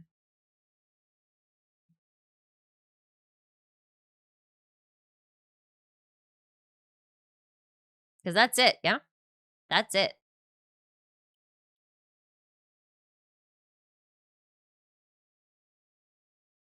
But I don't know. I don't know much about the Kresnik's torch. I will say this though.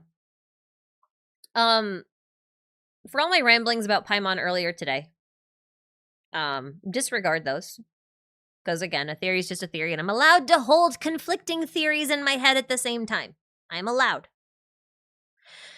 I do think that it's possible that Stuzha isn't so much about bringing on cold, but preventing cold from reaching them. Which would just mean that there's an inverse space-time anomaly if you wanted to make the Paimon theory I posted earlier today a bit more true. Or at least congruent with what I'm about to say. So say like the exterior has a space-time anomaly and it's the Kreshnik's torch, just keeping everything kind of moving. I do wonder if this motion to extend Project Stuzha is just to keep the torch burning. And if the reason why there's so much hesitation here and the objections comes from the fact that it just has a really high cost. And I don't just mean financial. Looking at the sparse number of people here, I'm wondering if maybe this is going to be contentious, but I wonder if they actually do human sacrifices to keep it burning.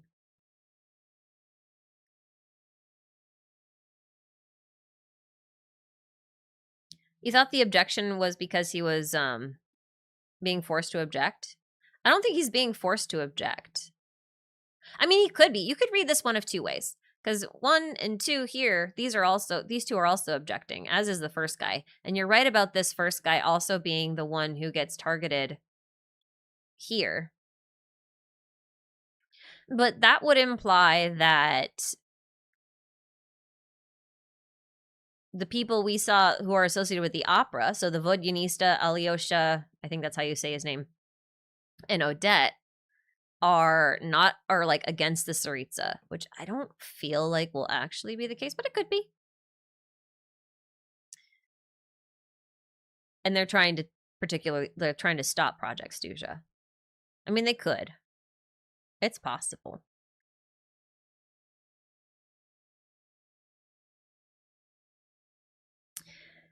But I kind of feel like this might be backwards.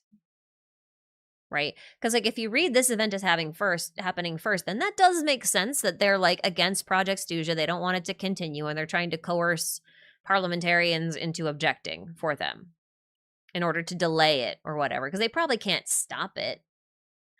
Alternatively, though, if you read this backwards, then those 3 people are going to be executed at the Tsaritsa's request for objecting, or at least being coerced into agree. So I guess it depends on the order in which you read it. It seems like the Tsaritsa wants it to continue, though. So, like, I feel like it will continue no matter what. But, like the guy in Fontaine Sandrone got rid of? Yeah. Or even, like, the ones, the Fatui aren't afraid to get rid of people if they don't suit them. So. Hoyu does love to trick us in these, so maybe the order is the key. Yeah, that's the thing. Because, like, remember the Natland trailer? Like, we kept waiting for certain things to happen, and then they just never did. I have to look at her cloak more closely.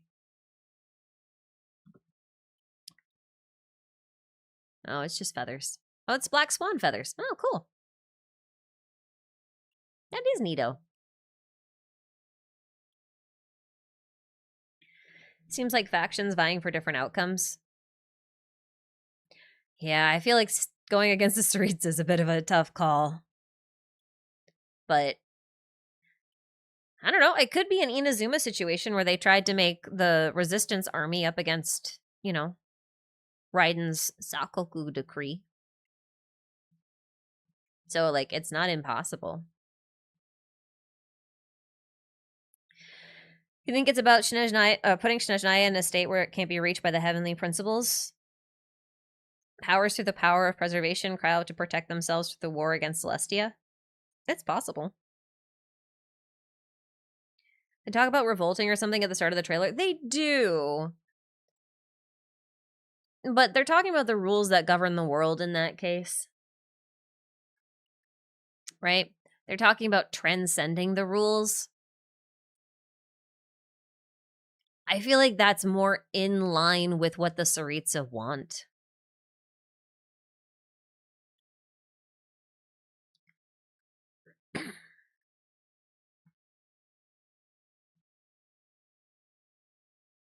You know? Anyway.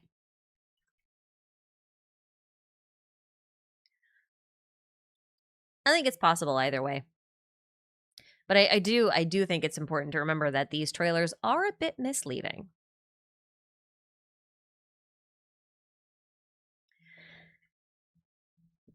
Kichiki, thank you for the super thoughts on Persona 6 and Persona 4. I don't remember if it's reloaded or I don't remember what they called it. I'm glad Persona 4 is getting a remaster, remake. I don't know what we should call it. But I feel like it seems like they're gonna remake Golden, and I really didn't like Golden. I feel like Golden subverts a lot of the stuff that they tried to do in the plot of the original Persona 4, so I'm not particularly excited for that, so I won't be getting it. But Persona 6, I'm very excited for. It seems like it might be ghost hunting, ghost busting, occult stuff. I'll be very excited for that.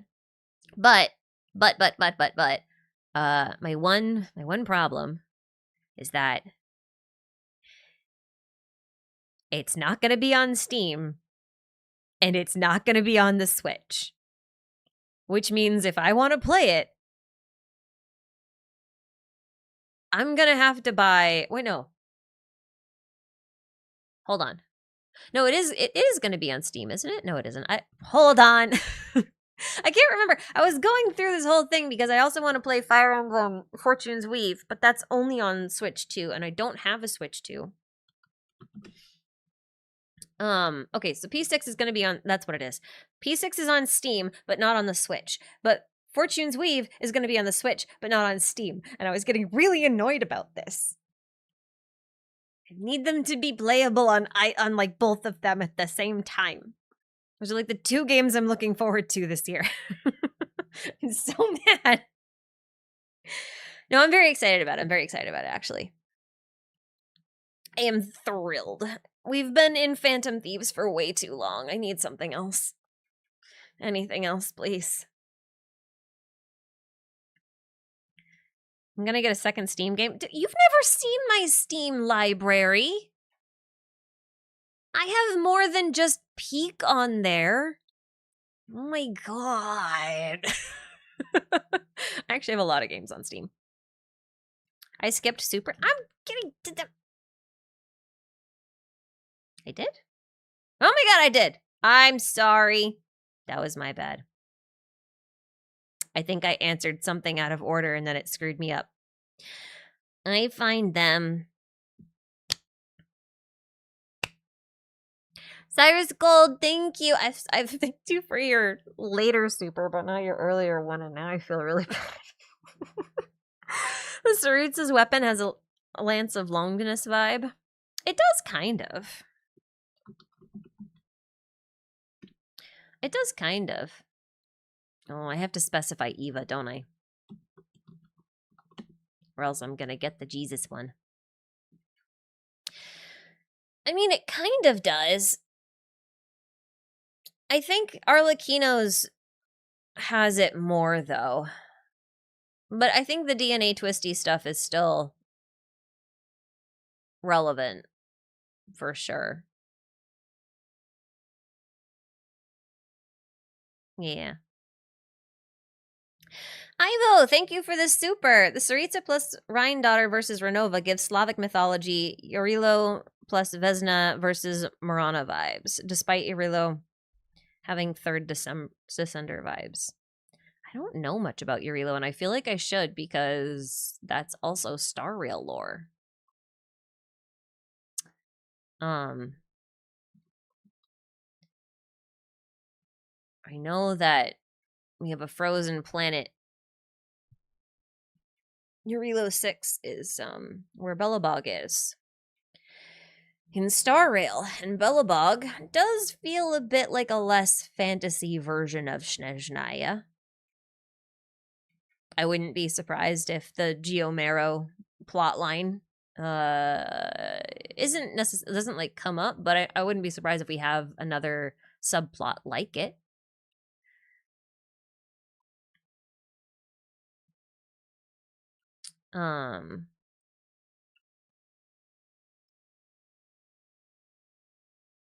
Yeah, maybe.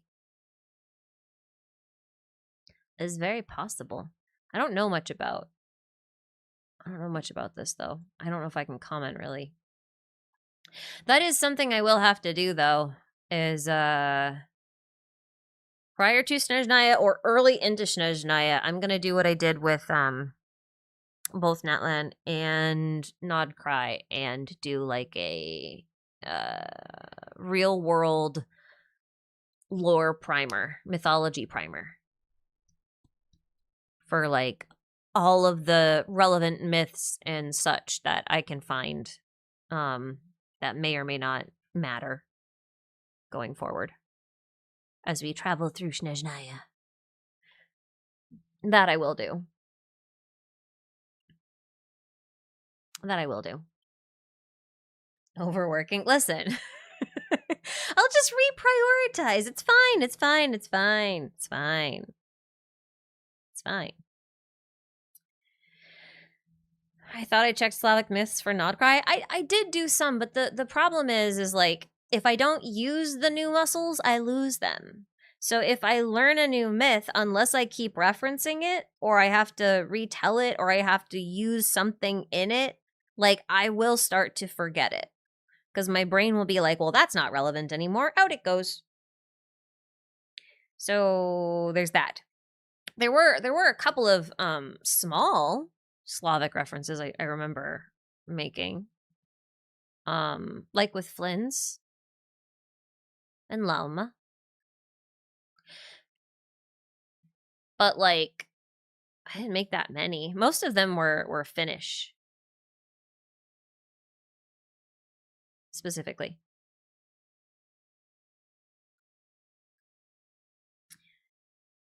Talking about the things that you're excited about. I remember your fellow hunter. How do you feel about the Bloodborne movie? Baffled. Baffled, confused, but also I'm very excited for this new era of YouTube in theaters. I saw the Amazing Digital Circus in theaters, and I really wanted to see the Backrooms, but I got sick when it was in theaters around here, so I didn't get to. I know that Obsession did really well. I know Iron Lung did really well. I haven't seen either of them, although I want to. I just haven't quite had time.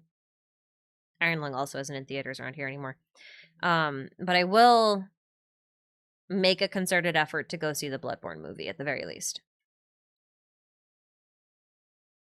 For sure, for sure.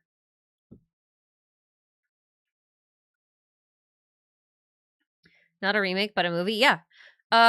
Who's directing it? I forget. It's a YouTuber.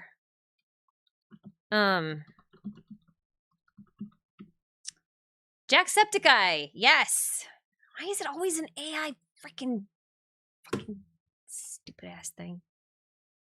Sorry. I'm so annoyed by the AI summaries. You leave me alone. Jacksepticeye is the producer, I think. Yeah. Either way, very exciting. Very exciting. I'm very interested to see how this goes. I do think that, like, Bloodborne lends itself, shut up, more to being a live-action movie than something like The Legend of Zelda, which they apparently are also trying to do, and I am far less excited for. It's not that kind of story. Bloodborne, on the other hand, I think lends itself pretty well. I think they could do some really fun stuff. You can type -AI when you search to get rid of it. You can. It's just still really annoying because it's just an extra step that I have to do, and I always forget. Hey, how about them supers? How about you shut up, Jibby? I get to them. I can't only answer supers. That's not fair either.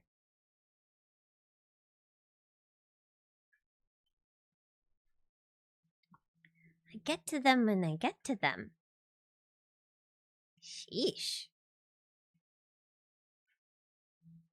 Also, I have to scroll through the list to make sure I haven't missed anybody now, because I'm a little paranoid that I missed somebody now. But I have not.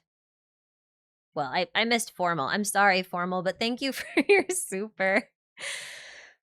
Did you see that Mitya had like a big hand scarf thing? It makes me think of Herta with him being so close to the torch. I wonder if we're getting another alchemical wonder kid. That's a good point. I don't know how many of you guys saw this. Let's find him. Here we go.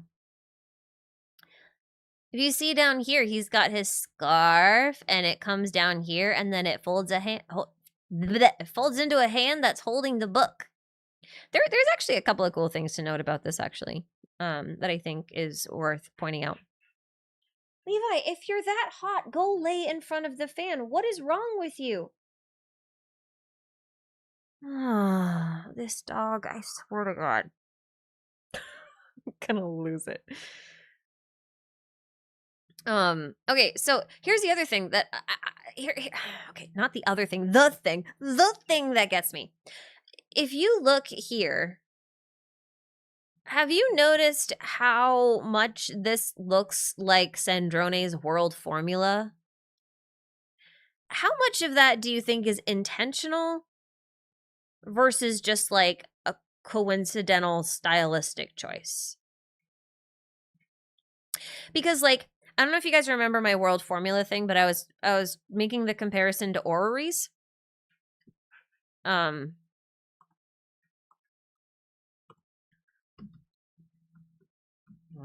can't spell orrery. I can barely say orrery. There's too many R's. I was making the comparison to orreries, right? Like her formula was basically like a flattened orrery, which is like a model of the solar system, which makes sense because if you're going to calculate fate and fate is tied to the stars and constellations and stuff, it makes sense that you would use like a planetary type model to sort of like predict that. So it works out. But the interesting thing is that like when you unflatten it, it starts to look a bit more like this. And the fun thing about these orbital orreries, which is not their real name, but it's what I'm going to call them. Sometimes we call them armillary spheres. The fun thing about them is that they look like atoms, right? Like the model of our solar system at one level looks like an atom, which means that that symbol that Mitya has looks like both the largest thing that we can conceive of, which is the solar system. That's not the largest, but you know, it's like the biggest universe scale particle or atom, not a particle. Well, whatever. And then the smallest thing. Let's call it the biggest system that we can conceive of. How's that? I think that's fair. We can conceive of a solar system as being the biggest system, and then the universe becomes made up of many, many solar systems.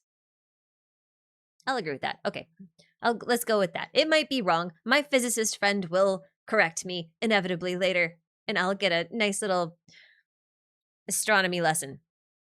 It's fine. I like learning. I don't know why I'm acting like I'm being threatened. Solar system, biggest system. And then the atom, smallest system, which I think is super fun. But the other thing is, like, we were looking at, like, Barbaloth and stuff earlier. I have to go look them up. Oh, yeah, here we go. And something interesting you'll notice is that every witch has one of these armillary spheres somewhere on their costume. So, Rhine-Daughter has one. Alice has one, Nicole has one, Barbaloth has one, and I'm pretty sure Octavia has one, but I don't think we've seen a high enough resolution of her to, you know. So I actually, if I was to make a guess as to what he's actually referencing, I'm gonna say he's a Faust. Do you know why? Like the way I look at this is he has a lot of the symbols that are sort of related more towards, well, obviously towards alchemy and astronomy and things like that. But he is very hex and circle coded. But we know that the hex and circle doesn't have any men in it unless we count Kleiner. And I don't think we count Kleiner. I don't think he's a member of the hex and circle. I think he's just, you know. Where is it on Alice? Hold on. I smacked myself in the eye, and in doing so, I smudged my lens. Here we go. Let's bring her up. I'm pretty sure Alice also has one on her. If we go hunting for it, will we find it? Oh, can we get a picture? Do we have Alice's, like, straight up model that we could go looking at? Oh, yeah, we do. This counts. Although I will admit that Alice is a bit of an oddity. This isn't very large resolution, though. This might not help me very much. Anyway. That's not. I wanted something bigger. Oh, well. You think it's her ring? It's not even Rhindaughter's ring, though, right? Because, like, you can actually... I think you can see it.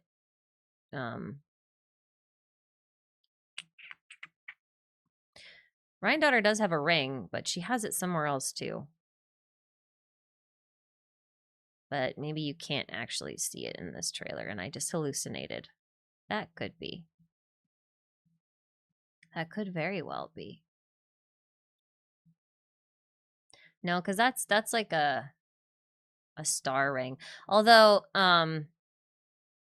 someone else pointed out that the symbol that's on her ring is actually a Tevatian symbol of an R, which means that this is like a witch's signet ring, which is fun because Nicole also has the N on her. I will find them. I just don't remember where they are. And if I end up being wrong, it's fine. But maybe for Alice, it's just technically her vision. I don't even know at this point. Is this a bigger image? It is somewhat bigger. That's a Dodoko. That doesn't count. Well, maybe it's just her vision in her case. Alice is a bit weird, though. Alice is just weird.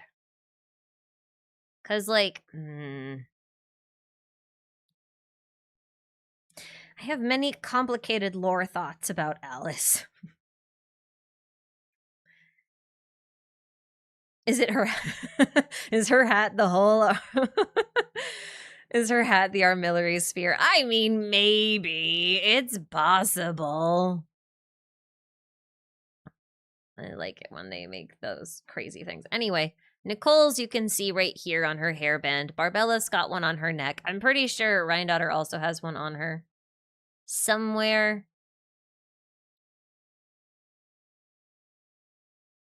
Wait, I've never seen this YouTube video, but this thumbnail is hysterical. We're not watching this right now, but this thumbnail is hysterical. This thumbnail is actually hysterical. I kind of would have loved it if they kept her hat like that, actually.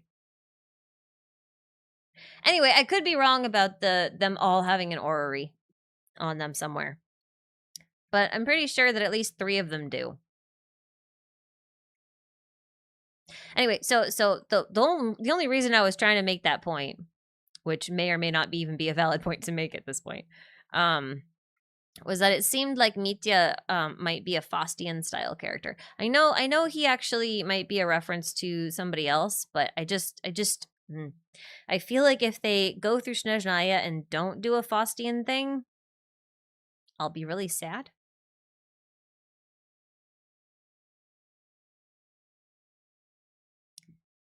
Do you think Ryan still goes to tea parties after eating a shade? Probably. It looks like a U. It is a U. The symbol is a U, but hold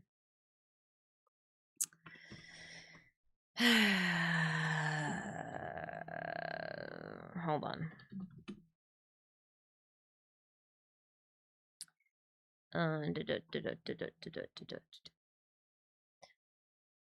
I forgot what the scripty fitsies are called. Oh, it's in the language. There we go. Yeah. It's this symbol but turned on its side. So it's this R. I'm pretty sure. If we go back over here, you can see it a bit more clearly, the heart shape with the 2 lines on the bottom. That wasn't something I noticed. It was something, I think Audie pointed it out, actually. I think it was Audie. R for ring. No, R for Rhine-daughter, because her code name is R. And Nicole also has one. Nicole has an N on her little sphere-y thingy. Her little orrery. In her hair. Of course, they're not going to have a picture of her back. So it's going to be hard for us to see it. But it is there. If you have her, you can check her model in game. It's on the little armillary sphere in her hair. They're not yet. They don't have any pictures of her back except for this one. Just this one, which I don't think is high enough resolution for you to see anything. It is not. You have to look at it on her model. That's why you thought it was the rings? I thought they unfold into sphere. They might. Those are actually really cool. In which case Alice would have one. It would be her ring. You're right. I totally forgot about those. Those are really cool. Have you guys seen these? These are awesome. That would make so much sense, though. Then they would all have rings that they could wear either as a ring or an orb. I love it. You're a genius. An actual genius. I don't know why I didn't make this connection. I love these things. These are great. Well, that solves that mystery. There's Rhine-daughter. I love it. Fantastic. Alice's ring looks like a little U. I don't actually know what's on Alice's ring. I didn't look at it too carefully, but I would wager that when we get a chance to view a higher resolution of Barbeloth, that we would find that there's a B somewhere on this.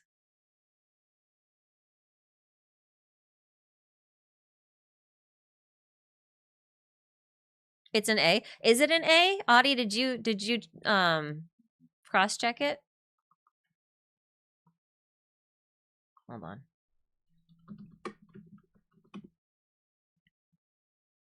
If only I had a model. If you're telling me to open Discord, I'm not going to do it. You know I have Discord closed when I'm in here. I don't know why you think I'm going to look in Discord for it. Because I'm not. I'm not gonna. I'm gonna struggle. I'm gonna struggle like the lore gods intended. I'm gonna struggle and fumble and make everyone very confused. Also, let us not forget that the introduction magic Alice uses is also an armillary sphere. So like, you know, it makes sense to me.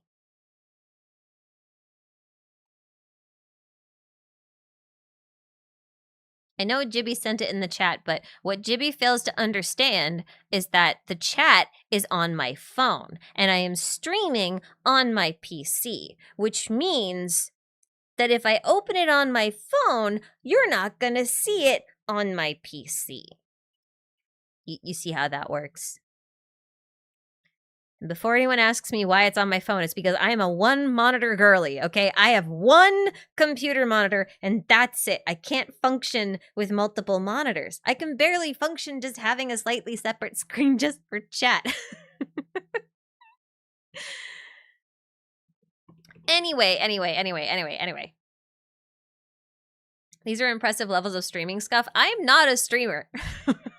There is no scenario and no timeline under which I ever aimed to become a streamer. And therefore, let's just say I am unfamiliar with their ways.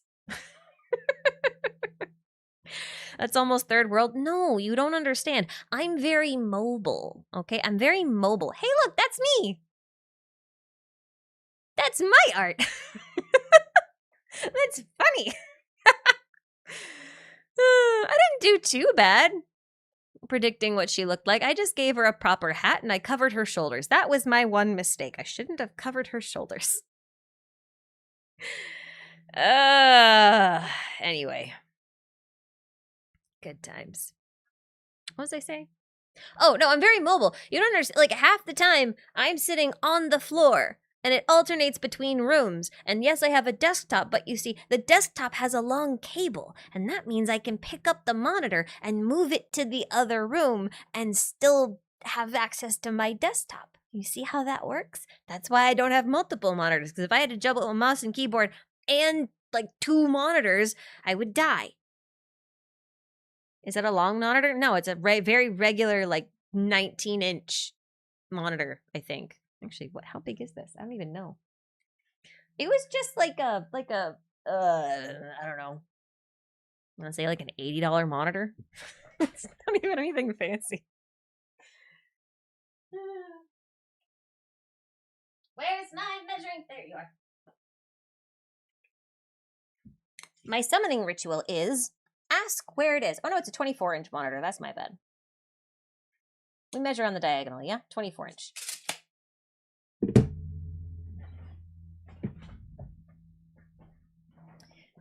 Yep. 24. Does it have a DeGauss button? It has no buttons. It has a power button, okay? It has a power button.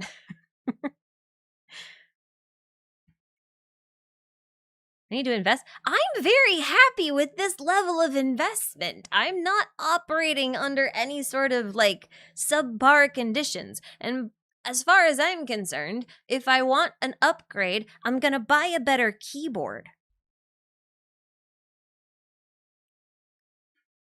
Anyway. Also, yeah, I have invested in myself. I bought a fireplace.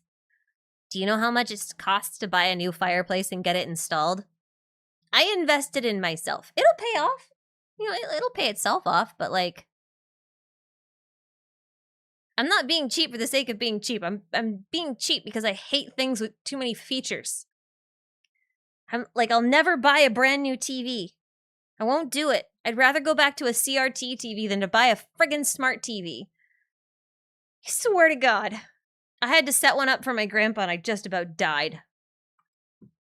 What do you mean it takes 5 minutes to turn on? Oh, we've gone backwards, I swear. Look, the thing is my background is in tech. I know I say my background's in webcomics, that's true, but I was actually trained as a usability designer, and after doing the webcomic startup, I went into web development. And I stayed in web development and marketing for 15 years total. All right. I've been in this industry a long friggin' time. And the longer you spend in it, the less technology you want in your life. I can't stand it. I had to buy a new fridge this year. And I have never been so frustrated in my life. Because, well, I've been more frustrated in my life, but like, shopping for something. I've never been so frustrated shopping for something in my life because like I couldn't find a fridge that didn't have some sort of smart feature or touch screen or some ridiculous thing. And I'm like, I just keep it cold. I want a box with a refrigerant and a light. I don't want all these other things. Anyway. A can't stand it. My washing machine and dryer will be the last washing machine and dryer I ever buy because I am very adept at taking them apart and putting them back together, and I will repair them until I can't get parts for them anymore. And when that happens, I'm going to find a local machinist and bring him the broken parts and say, make me this. And if it's plastic, I'll get a 3D printer. I can't deal. Anyway, that's not a completely irrelevant rant. I'm sorry. Just know that, like, I'm not cheaping out on my monitor to be cheap out on my monitor. I wanted the most basic of basic monitors. And 24 inches is my maximum before I think it gets ridiculously big. Understand that when I work on my monitor too, I work in split screen. So, like, although you're watching this on widescreen, I friggin' hate widescreen. I can't stand it. I operate like this. Most of the day, my monitor looks like this, okay? This is what my monitor looks like all day. I have a script in one side, and I've got my references in the other side, and I've got a YouTube video playing in like a background as white noise or whatever. Depends on what I'm doing. It's a sign. No, it's not a sign that I need two more. You know why? Reading when the text goes all the way across the screen is the most infuriating thing possible to me. I friggin' hate having to read from inch 0 all the way to inch 24 and then go all the way back to... I can't. It'll drives me fucking crazy. I can't handle it. I don't want a second monitor. I don't like them. I'm very happy working split screen. This is my operandum of choice. This is how I operate.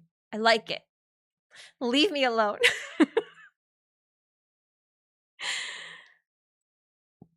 How about 2 monitors in portrait? Why? Why do I need... Do you have... No!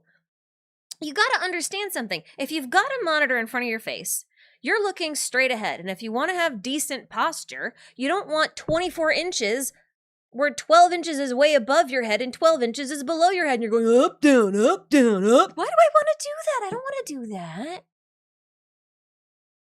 Why are you making this so complicated? Why do I need a second monitor? Then I need more space on my desk. I need a bigger table. And then if somebody comes over and I have to move all my shit somewhere, it's twice as more...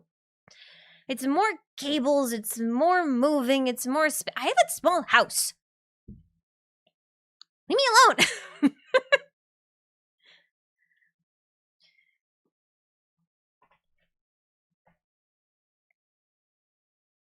I will crash out on technology at the drop of a hat. I'm sorry. I will. It'll happen. It'll happen. Chris Neff, I'm sorry you had to sit through a crash out and probably many more minutes than you were anticipating, but thank you for your super. I do appreciate it. Do you think the traveler will be stuck in an infinite Tsukiyomi at the end of the story, so will be forced to play through the Abyss sibling side of the story to extend the game story? No, I don't. I think as much as we talk about the samsara thing, I don't really think that we're participating in a true samsara. I don't think that if the heavenly principles, you know, created the world, they like trapped it in a loop the way that they did with Amphorius and Honkai Star Rail. I don't think that's the case. The reason prior to the moon stuff, which I think will kind of prove my point, it doesn't really even matter what the lore of the moon is. I think just the fact that there's shit going on in the moon kind of proves my point. But the before the moon visit was a thing, the biggest argument against the samsara is Sertology. Because if there's a samsara, then you have to account for the possibility that there will be an... If you have an infinite samsara, you have an infinite amount of Sertology. If you have an infinite amount of Sertology, that means that every so often, one Sertology is popping out of Tevat, and the whole universe is being propagated by Sertologies. And if you have a samsara where the time actually resets, You have to reconcile that. And also the Dragon King's return and everything else. Like, it doesn't make sense. Amphorius, it made sense for Amphorius because of the way that they handled their, like, creationism myth. It doesn't work for Genshin. So I don't think we're gonna be like going up to Devat and then we have to play through the Abyss sibling thing. And one of the other reasons is more like narrative and also more on the business side, and that is that if we do that, or if Hoyo did that, that is not very novel. Like, yes, we'd start out in Conria, yes, we'd kind of get to see their side of the story, but they can only milk that for so long before people would be really bored, right? Like, people are already kinda bored of Tevat. And we know that. We know even the writers are a little bit bored of Tevat because we're going to the moon, which is just one step away from going to space. And they're really setting things up for us to go to space, right? They're introducing aliens, they're introducing multi-world theory. I mean, Octavia in and of herself is like such a complicated thing to resolve in a story where you'd have to like go back and like play through the Tevat chapter again. Just because like she's been to hundreds of worlds and she just kind of goes whenever she wants to, which kind of makes you wonder whether or not like Genshin's operating just more on a dark forest hypothesis where like there are civilizations everywhere, they're just all in hiding. So I think we're going to be finding out that the universe isn't as dead as we thought it is, or as we'd been led to believe by like Voyager's story and things like that. I think we're looking more at space, legit, and that would be more in line with how Hoyo has handled Honkai Impact, especially because Honkai Impact they did their whole thing on Earth, which would be the Tevat equivalent, and then they went to Mars, and they are slowly making their way through the solar system. And I think we're going to be doing something similar in Genshin. Aegisar is happening right outside the firmament. I mean, it's a little, yes, kind of, sort of.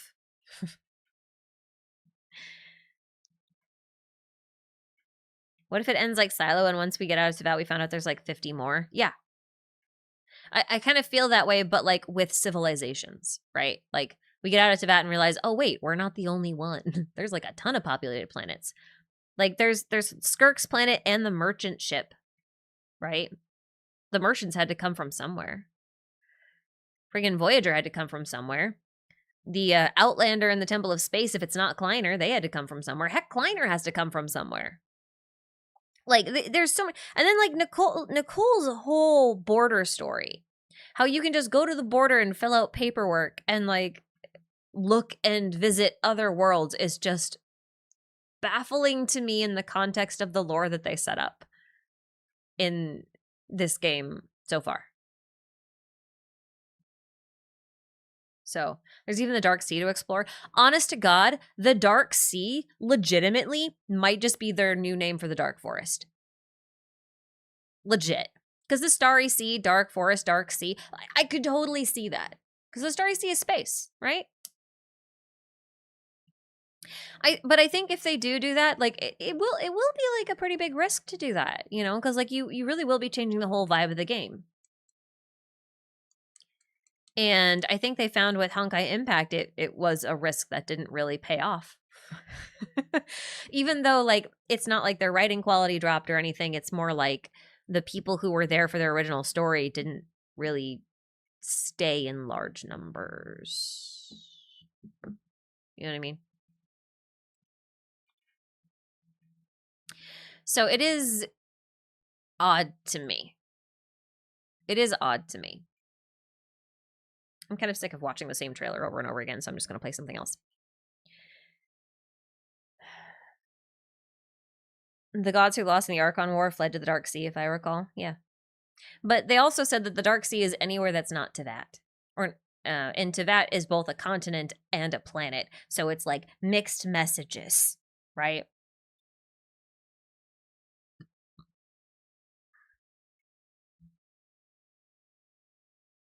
You've changed your mind. Kleiner is a second descender now. He married Alice and went native. If that's the case, then the probability of Kleiner being Voyager and Alice being Koitar just went like way up. just so you know. That's like a thing. What do you think? How much time until ZZZ goes into space? I mean, Roskafelier is a floating city, isn't it?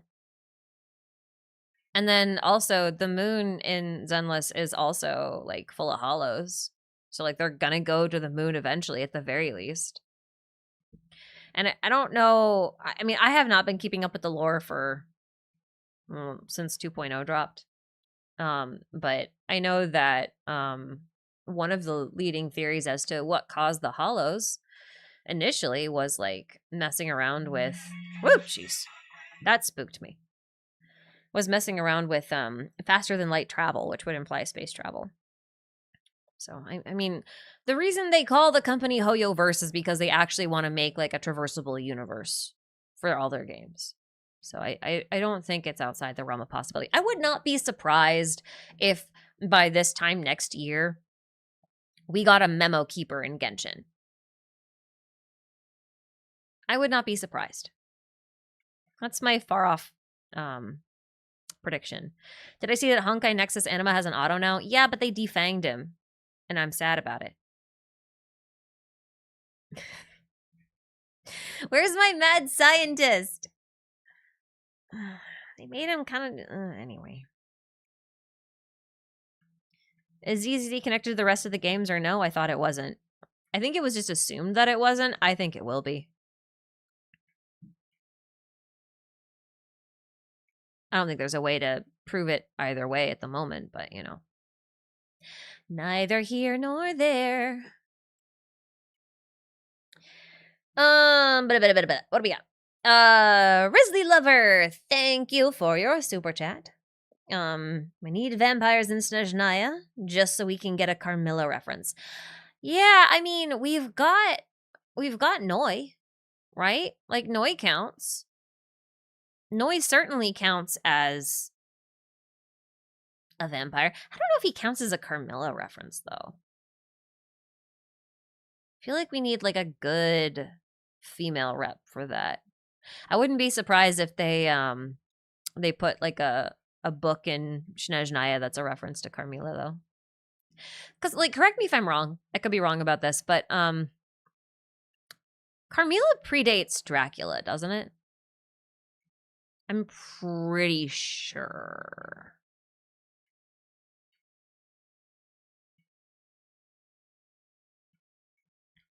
I'm pretty sure. Yeah. I think it would be remiss of them to not do it.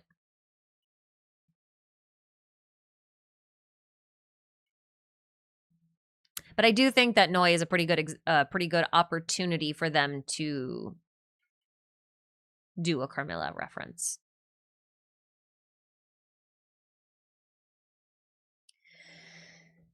Victor Densa, thank you for this super. What's your current progress looking like in Slavic lore? Very poor.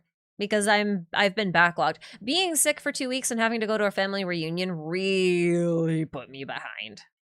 I'm at least 2 videos behind where I should be right now, which is unfortunate. So I'm also behind on that. At this point, I may have to cut.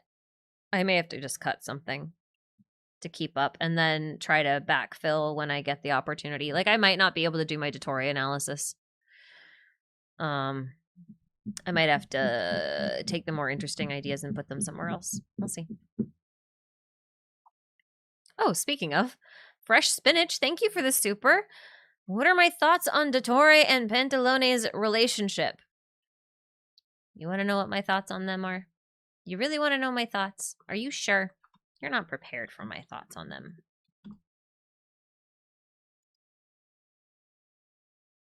That's my thoughts.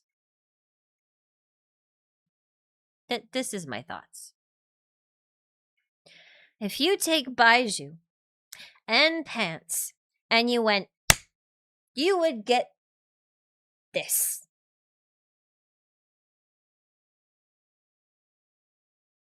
Did I say Baiju and Pants? I meant Dottore and Pants.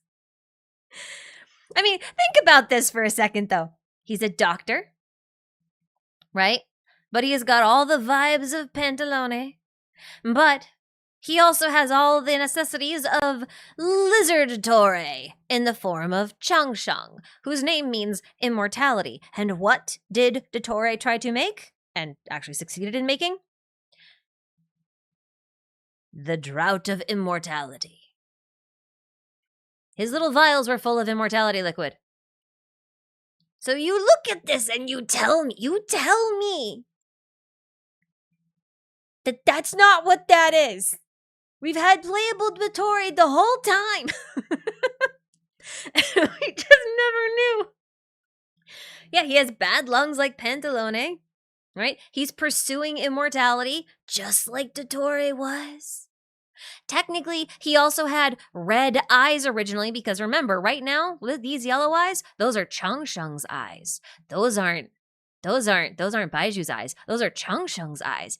These are Baiju's eyes. They swapped when they made their contract. Didn't they?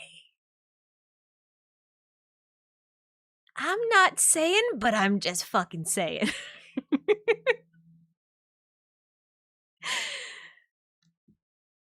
Anyway, that's my crack. Are they twins? I feel like this was a long time ago, wasn't it? Oh, no, it wasn't. I guess this is 2025.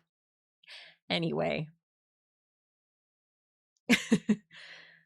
Where is that said about the eyes? It's not said. It was shown to us in a cutscene. I bet you don't remember this, though. Hold on. I'll show you. I'll show you. I will skip ahead. Okay, so first off,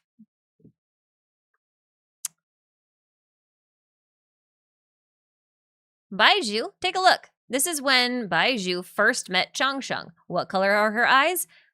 Gold. What color are his eyes? Red. And then they proceed to make their contract. And watch what happens when they do. This might take a minute. Hold on. Okay, I guess I can skip ahead. I was going to take a hot minute. There we go. And pwacha! The contract is complete. Now he has Changsheng's eyes.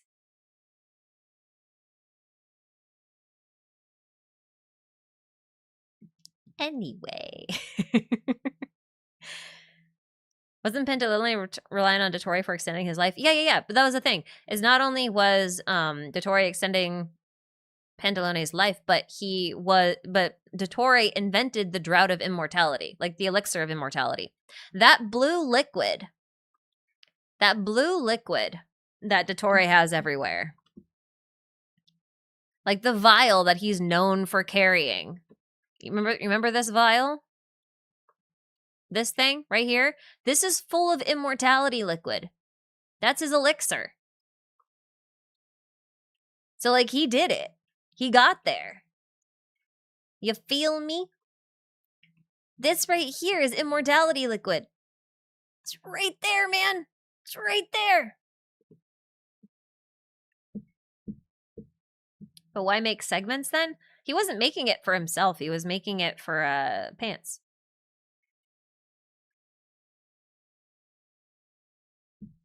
Do I think Dottore will ever be playable? Yes. But I feel like to make that case would be complicated. And I don't think I can do it on the fly.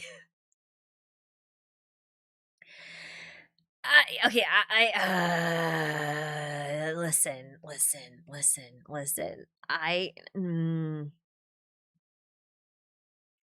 No.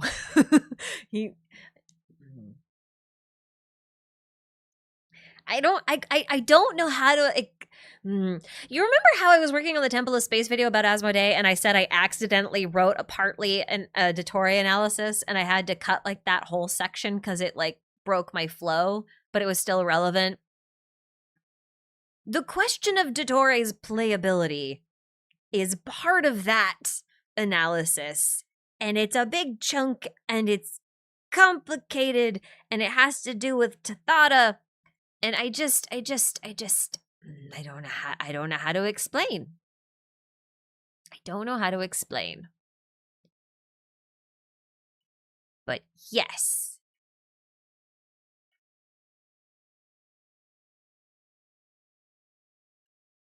And I think he'll be the bane of Wanderer's existence. Because I think they will I think Dottore will try to be friends.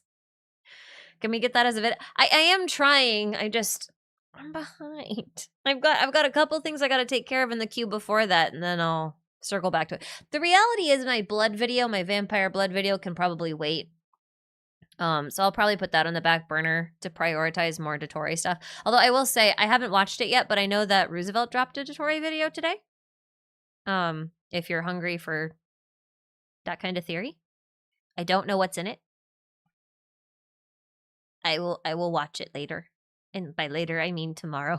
But Ruzi stuff is always good, so I don't mind promoting it sight unseen.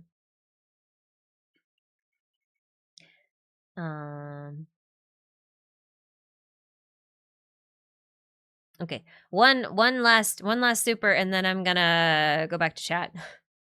Just so I can get this out of the way.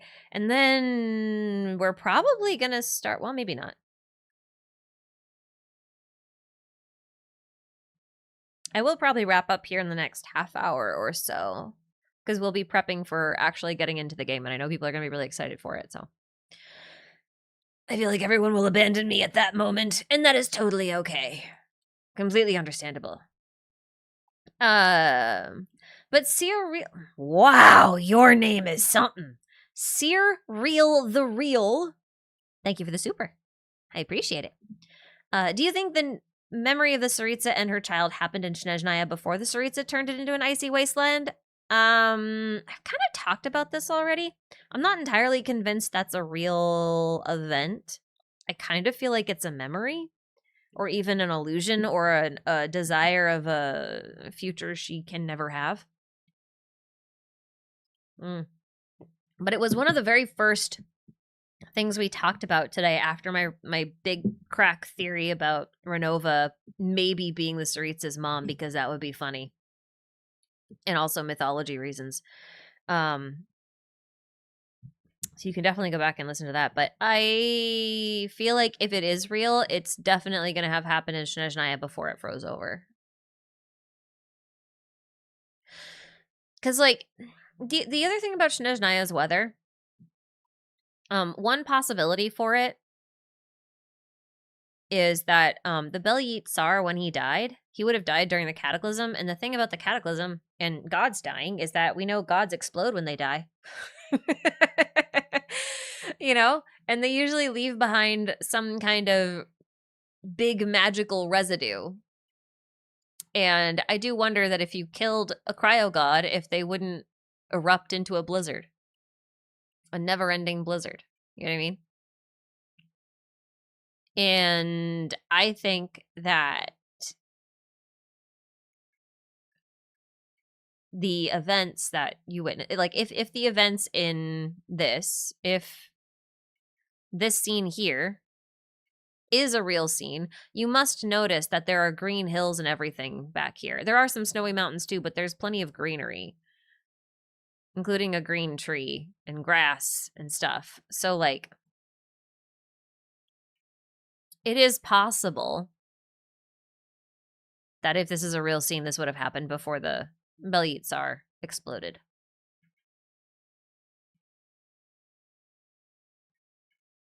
Anyway.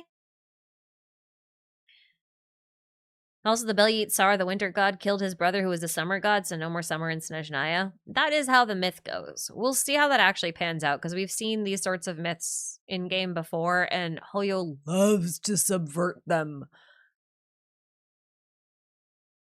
Which is funny. Belyit Tsar was the husband? I don't think so. I don't think so. Belyit Tsar isn't the husband, because that would then make it like that makes the Hymns of the Far North lore that we got really complicated. because they called him Pakasuko, which is basically Grandfather Frost. And Pakasuko's daughter is Snegorochka, which is the Tsaritsa. So I don't think she's Mrs. Claus. Shouldn't call her that. I don't know. Like, the thing is like, Father Frost is equated with Santa Claus. So, like, I know it's not like real Slavic mythology. It's just kind of like the pop culture that evolved from it. But, like, I don't think the Tsaritsa is Mrs. Claus.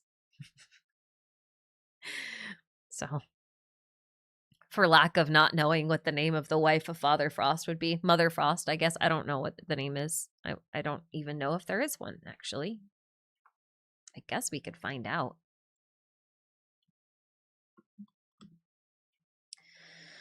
Ted Mraz! Yeah, this guy. I don't know if he has a wife. I don't remember. I should probably just search. It doesn't look like it. I think he just has a daughter or a granddaughter. Anyway.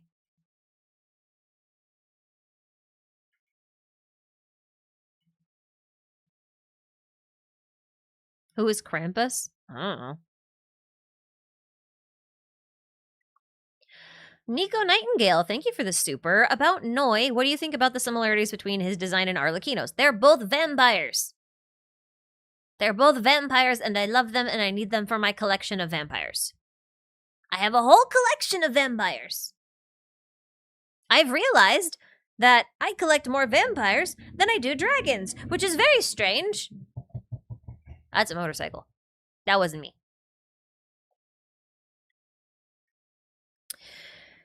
Did I see how Noi's outfit had similarities to the Harbinger's coats in the first Harbinger trailer? Does it?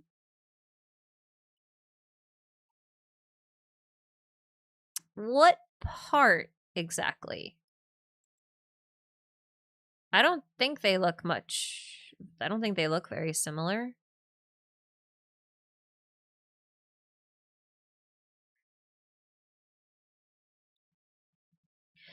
Do I have any candidates for the missing 10th Harbinger? Mine is Voidyanista. Last year it was Flynn's and maybe Auroron before then, based on just the teasers.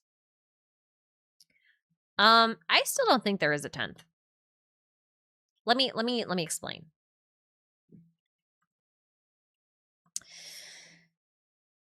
The number 10. Okay, hold on. How do I explain this well? Okay. Let's assume for the moment that this child is a Tsaritsa's child. Okay? There is one notable thing about this child, and that is that he does actually look a little bit like child in the hair. I know child's hair is orange, but I do wonder if child being made the 11th and his relationship with the Tsaritsa being described the way it is isn't a reference to the Tsaritsa projecting some feelings of motherhood on Tartaglia. If only because his name is Child, which means young lord, which is what this kid would be. And Child joined the soldiers when he was very young. He was still a kid. And he was very human. And I just wonder if she's projecting a bit. Ajax codename Child, you don't say. Well, that's the other thing, right? Because, like, if she did marry the third descender, right? Then her husband would be Ajax, and her son and husband are both gone. And here comes this crazy harbinger, this kid who wants to be a harbinger. And his parents kind of, pushed him in this direction so he'd have an outlet for all this stuff. And he's named after her dead husband. Like, I feel like there'd be some level of projection there. Now, but the reason why then Child would be 11th instead of 10th is because the number 10, numerology-wise, I'm going to see if we can get rid of, I'm going to remember the AI thing. It depends. Okay, it really depends. I don't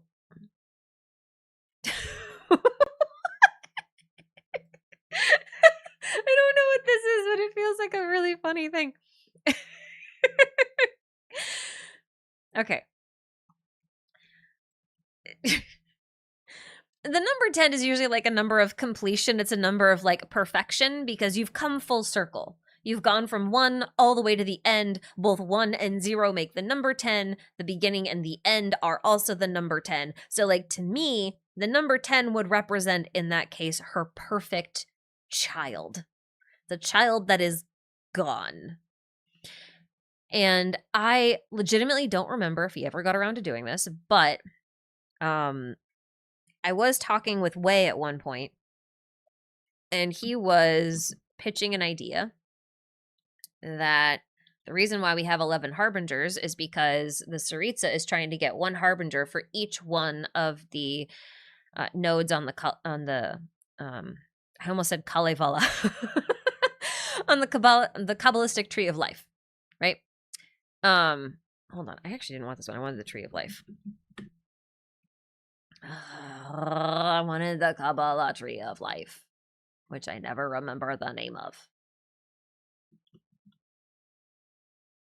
This one. Thank you.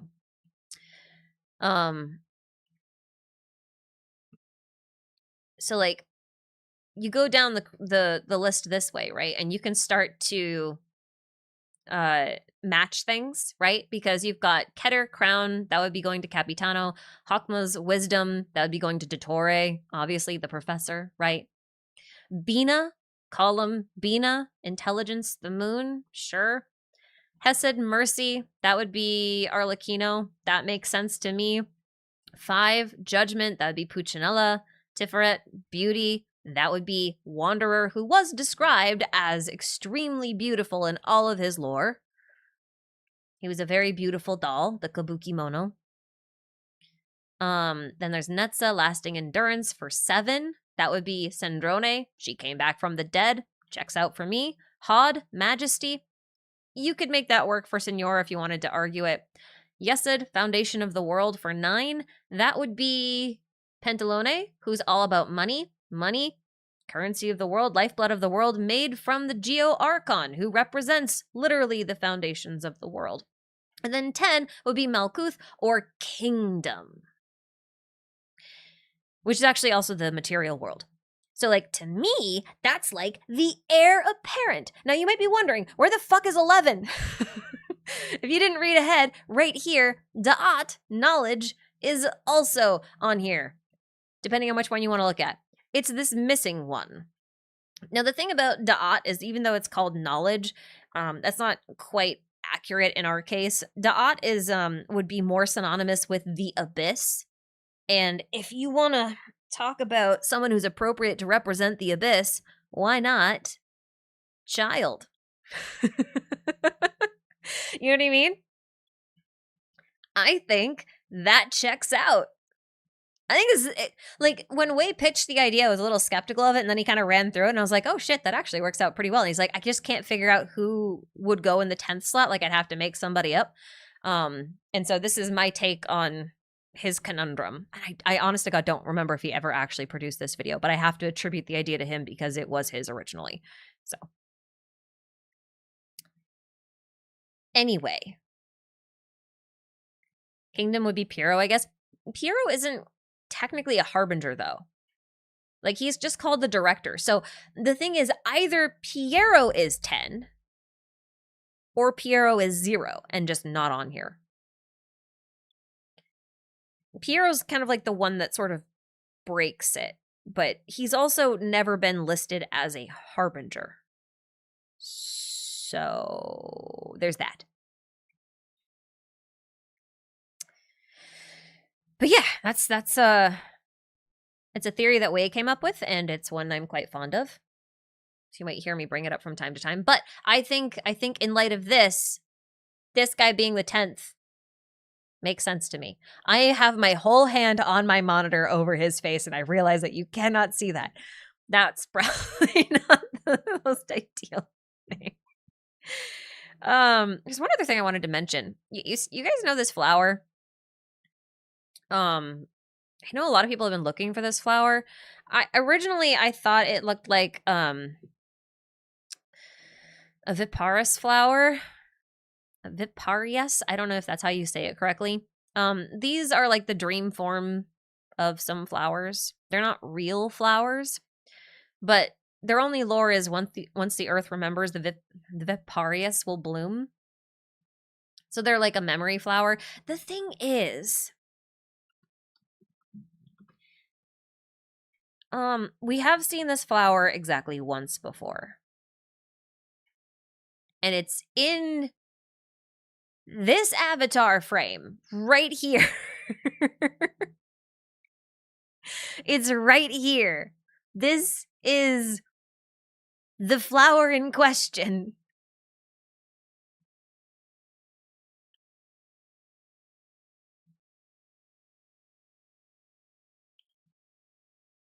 Anyway, there's that. It was introduced when Nod Cry came out. So that's fun.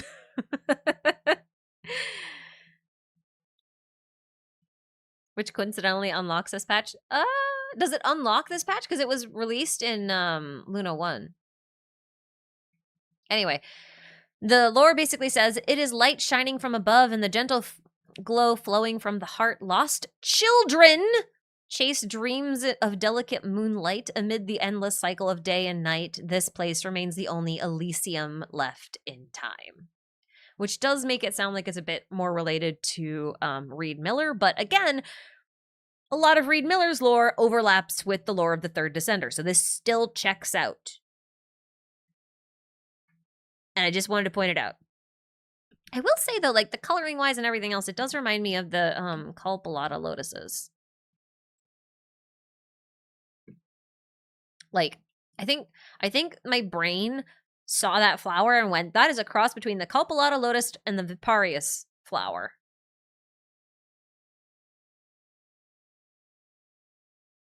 And it is interesting to me that like the other references to this flower appear to be in Sumeru, which is governed by a child, and the Aranara are the children of the forest, and the forest will remember.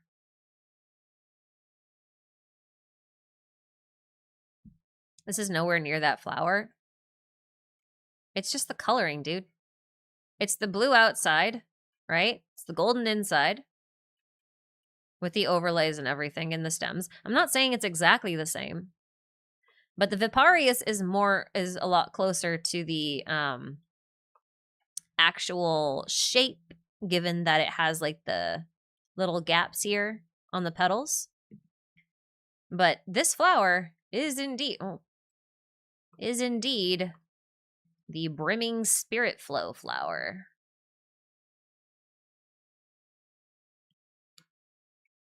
Stop triggering my Aranara trauma. You will like the Aranara. You will accept them.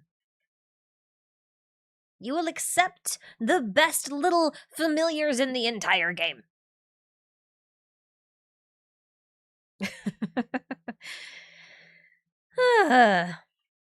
You will like 2 monitors? No! You can't make me! Absolutely not! I would rather break my monitor in half than to buy a second one. And even if I ever got a second monitor, I swear to God, I would buy 2 13-inch monitors just to drive you guys crazy, because it would only be a 2-inch upgrade.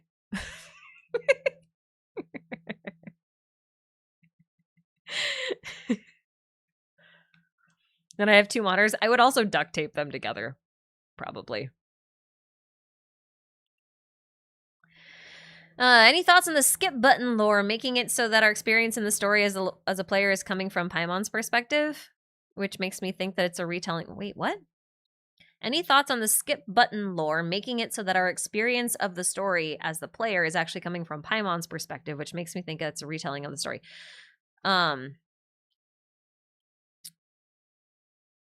So let me get this straight. You are saying that, just to make sure I understand it, that because we now have a pseudo skip button, and by that I mean button mashing has actually just gotten like a 4x speed boost. We just boosted button mashing. Because of that, now players will only get the Paimon summary of each quest segment. And that means that now the quests are all from Paimon's perspective. Is that what you mean?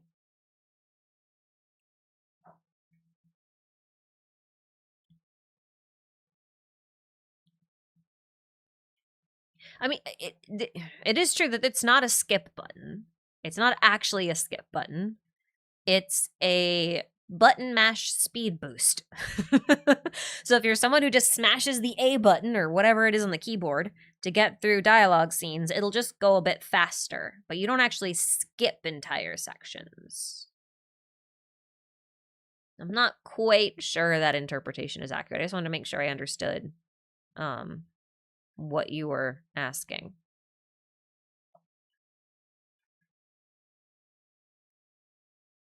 I mean, okay, so like I don't have an issue with things becoming a bit more accessible. I know everyone plays the game in their own way. Um I I still think that like if you're playing an RPG, you should expect to want to experience the story. And I think we're at that point in the video game's life cycle where there are so many other competitors that like specialize in different aspects that Genshin has that make me think that you should, if you really don't want to experience the story in any way and you just want to skip through everything and it's not your second account that you're trying to upkeep on, then like honest to God, I feel like you should play another game. Not because I want to gatekeep, but because like this just isn't a game that you're obviously having fun with. Like you don't enjoy the parts of the game that the game is trying to share with you. You know what I mean? I feel like if combat meta and maybe just random exploration is your thing, there are other games out there that are way better suited for that. Right? That's my personal take, but like I'm never going to begrudge someone the ability to customize their gaming experience a little bit. I just don't think that a skip button is an improvement. I don't think it's technically a benefit. I just think people would have more fun playing a game that actually suits their wants. That's all. Cuz like not to bring it up, but like one of the reasons I stopped playing ZZZ was exactly that. Like the game wasn't delivering on the aspects of a game that I wanted to enjoy, right? And that means that I'm going to be having less and less fun playing that game. And if I'm playing a game and not having fun, what the fuck am I doing? Right? Like even though like this is technically my job now, it's still a game. It should still be fun. Soccer players still enjoy playing soccer. You know? So like that's my take. That's my take. I feel like if you don't like the way a game plays, you probably shouldn't be playing it. If you don't like a story heavy game, please don't start playing a story heavy game. Right? Like you're just making yourself miserable to, I don't know, maybe conform and see why everyone FOMO. That's a better way to put it. You're making yourself miserable for FOMO. So, that's my take. And also my explanation for why there's no Zenless stuff anymore. I just wasn't having fun. And if you're not having fun, why are you playing? Go have fun. Life's too short to make yourself miserable on purpose.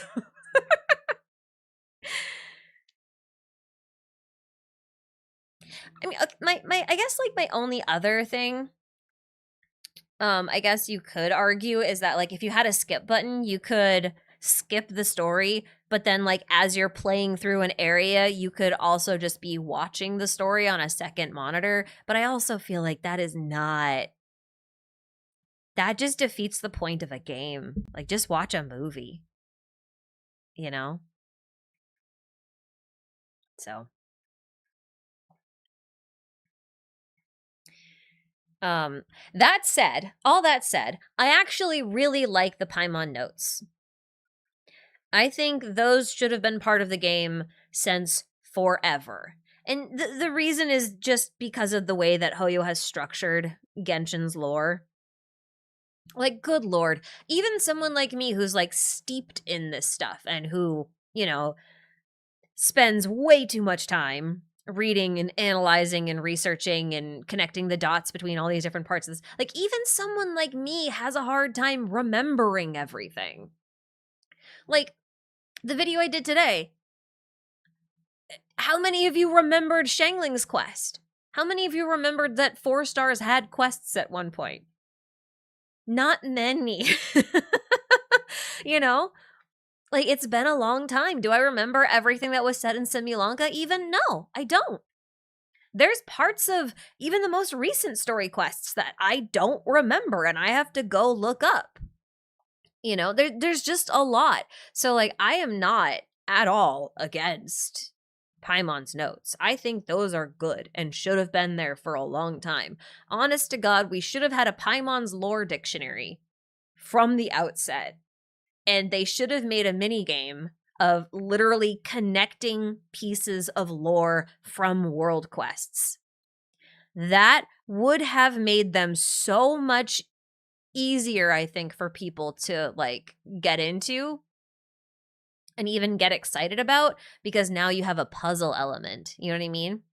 Going through Dragonspine, collecting the names of the different people and just writing them down, and then maybe seeing how you can draw a line between them, getting a little short 1 or 2 sentence summary of the relationship between Parsifal and Edibert or whatever. Like, those sorts of things, very important. Very important. You guys didn't remember that Baiju was borrowing Changsheng's eyes, for example. That's not a dig at you guys. It's just that, like, there's a lot going on. You know, you can't remember everything. So, like, I would have loved to see that as a game mechanic, because that would have really made it feel like, you know, the exploration and the deep lore traversal was part of the game mechanics in a more cohesive way. And then you could have referred back to it, you know? So, also, like, that would have also helped bridge the gap a bit, I think, between the cursed problem that Genshin has when it comes to reconciling the stuff that happens in its world quests and the stuff that happens in the Archon quests. Because, like, when it comes to like, even the Dotori quest, right, where he burns down Irminsul, like, there's so much Deshret lore in there. Most people don't remember all of that. Most people just hated the desert. Like, Paimon's notes were necessary because they actually tried to bridge the gap between the world quests and the Archon quests in a way that mattered.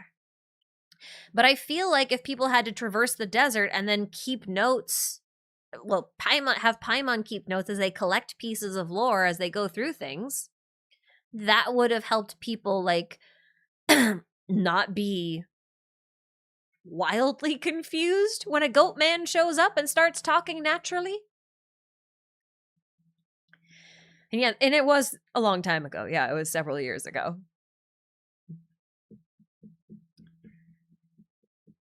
And also, like, there for Deshret's specific lore too, it's funny because, like, they keep giving us new bits of lore for him, which I'm happy about, but every new bit of lore that we've gotten has completely changed the way we perceived his original setup. So, like, I can't imagine being someone trying to piece all those things together just, like, kind of casually and understand what the fuck was going on. I really don't. So, yeah. Anyway, I saw a super come in. I'm sorry, I wasn't ignoring you. I had to finish my thought. Creatrix Tiara, thank you for the super. Sorry for the wait. Do you know any Genshin theorists working with Vampire the Masquerade? I've been watching D20 and noticing some similarities, Archon's Child, Primo Gems, etc. No, but I will. I'm working on a vampire thing, and I have a friend who would be totally ecstatic to have more vampire things to look at. And I will also be ecstatic. Because that could be fun.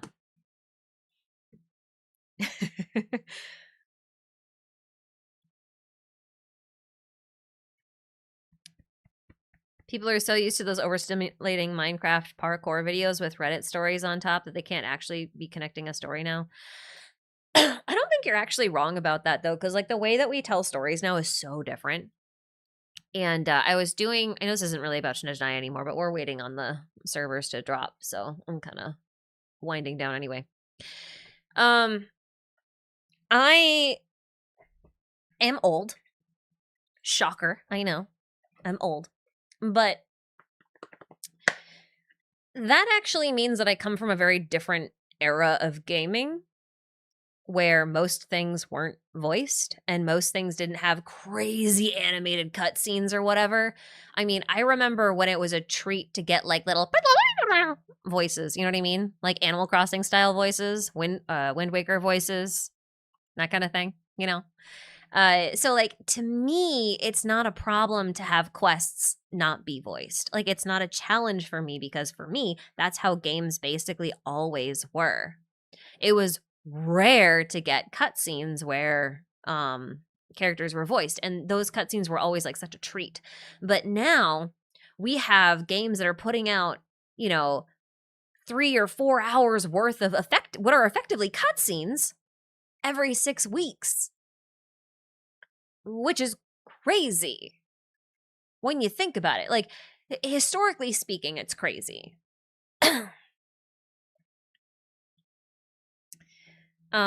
So I do think people have shorter attention spans, but I don't necessarily think that's because they've been brain rotted. I do think it's a bit more that we've changed our standards of presentation. And I think people expect certain things now, and doing less than that feels weird. It's kind of like going back to watch a silent film, right? Like I was thinking about this when I was watching Metropolis, the original one, not the anime one. But it is amazing to me how different it feels to watch a movie where no one can talk. And like every now and again just text pops up on screen to tell you what's going on. And how different that is from like cinematics even like this, right?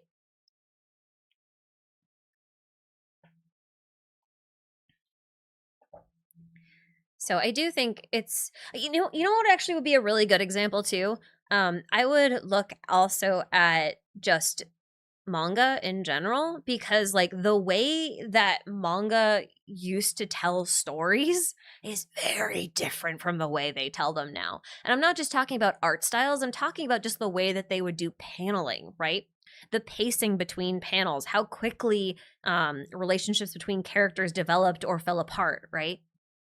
It's so different from what we expect now. What we expect now is a little bit more of a webtoon style where we have like chapters and chapters of characters having these debates and conflicts, and the falling out lasts for like 40 chapters. Whereas, like previously in a comic, if you had like a fallout, it would last for like 3 chapters, right? Because that would be like a third of a book.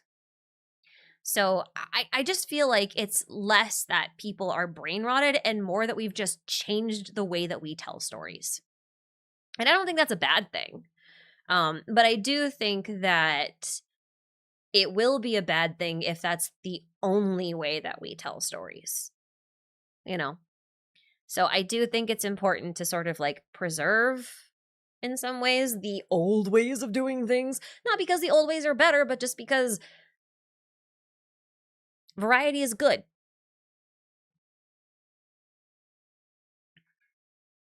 So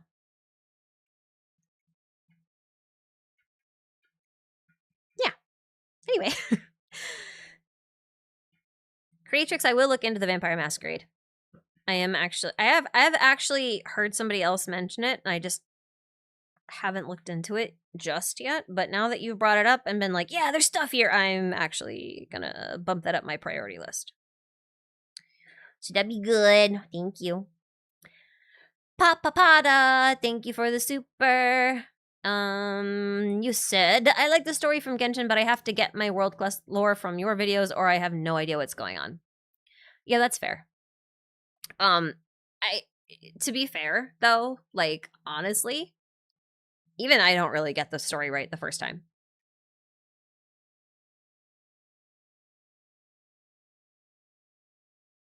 I hope that's not a shocker to anybody. You know, like, even going through the story, even if I'm paying attention, like, I'll forget details. I'll be confused at, like, why we were talking about Alia and Isla, and then I'll realize, wait, I'm dyslexic. I've been mixing them up constantly, and I keep thinking Isla is Alia and Alia is Isla when they're not, and it's just like, yeah. So, like, even I have to go back and, like, check through things and whatnot. And so, like, on the one hand, I do understand why Hoyo started putting, like, these little, like, quest explainers at the end of the quests, but it also kind of annoys me that the way that they do it, because, again, I feel like they should just make use of the Paimon notes now. I feel like that should just be a feature of the Paimon notes from here on.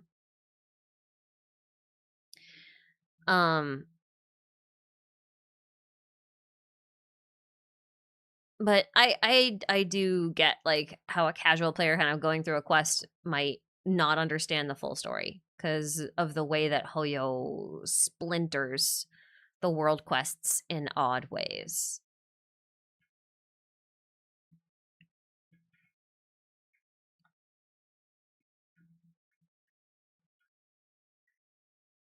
Hello, you're my inspiration for the authorship theory because I use the alternative possibilities thing from my final aesthetics class, philosophy of art paper. Ooh, that sounds fun. Goodness, I've never passed a philosophy class.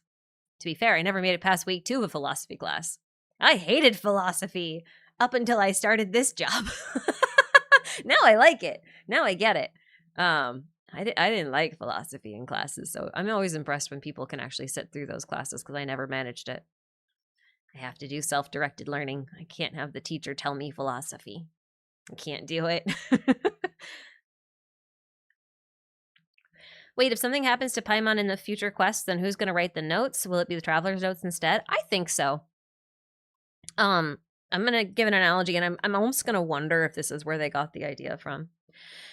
First off, like, Paimon keeps framing her notes as in, like, this is a notebook that you can take with you if you and I ever have to separate. Like, if Paimon's ever not with you, if you ever leave Paimon, you can have this, right? Like, they're already hinting at the possibility that Paimon's not going to be around forever, which I think is interesting. But also, it wouldn't be too far-fetched for me to look at Paimon's notes and then have them turn into the Traveler's notes, because Genshin, at its start, took a lot of inspiration from Breath of the Wild. And the quest log that you have in Breath of the Wild is actually Link's notes, but a lot of Link's notes are interspersed with Zelda's notes. And I think, like, even if I remember, it's been a long time, but I think that the notebook was actually originally Zelda's, and then he took it over and started writing in it. All his quest log notes and stuff like that. I could be wrong on that, but I do think that that's something that they would do. It's something that Nintendo did.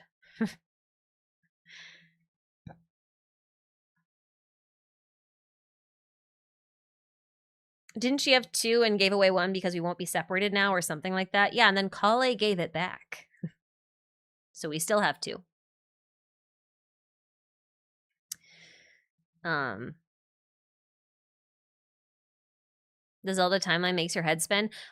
You can make it spin less if you think of the Zelda timeline as just a series of legends of heroes that all kind of get misremembered over time. And now you don't have to worry about any timeline discrepancies. Isn't that cool? It's just like how in the real world, deities and tales and myths and all that kind of stuff all kind of blend together. You borrow some parts, you don't do the other parts, you toss out some bits, you add new ones and whatnot. You're made with a whole new, in the end, you got a whole new myth. Same thing with Zelda.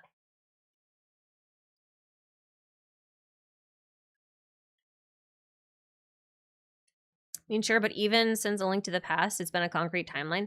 I don't even think that's true. Like, Nintendo didn't start everything out by trying to actually make a cohesive singular timeline that was coherent. When they started the series, they've explicitly said that they wanted it to be a series of legends, which doesn't mean that it's a cohesive timeline. They put the cohesive timeline together later. And like, even if they had intended for all the games to be connected at one point, like they didn't really do so with an intensity that would mean that they have like some crazy big lore Bible or whatever. You know what I mean? They didn't work that way. So I feel like a lot of the discrepancies in the timeline don't need to make sense for that reason. It's just the Zelda series is as old as me. Okay? I haven't been consistent my whole life. The Zelda series doesn't have to be consistent its whole life. I forgive it. Do you think in Snezhnaya's future we will meet the Cryo Dragon Sovereign, or at least... hold on. I don't know why YouTube puts a stupid heart emoji in the bottom corner, because it totally blocks off stuff, and it annoys me! Sorry, let me read that again, now that it's not blocked. Do you think in Snezhnaya's future we'll meet the Cryo Dragon Sovereign or all the Sovereigns together? I think so, yes, because I think all the Sovereigns will be required to retrieve... That's what I want to talk about. Their authority. Before they leave Teyvat. And by leave Teyvat, I mean like before the Traveler is allowed to go on and go into Genshin 2, whenever that happens. So, what if Noi is a Cryo Sovereign? I don't think he is. He looks like a Fae to me. He doesn't look like a Sovereign. He doesn't have the right eyes. At least I'm pretty sure he doesn't. Yeah, I don't think he does. I don't think he does. We could probably check a actual photo of him. Hold on.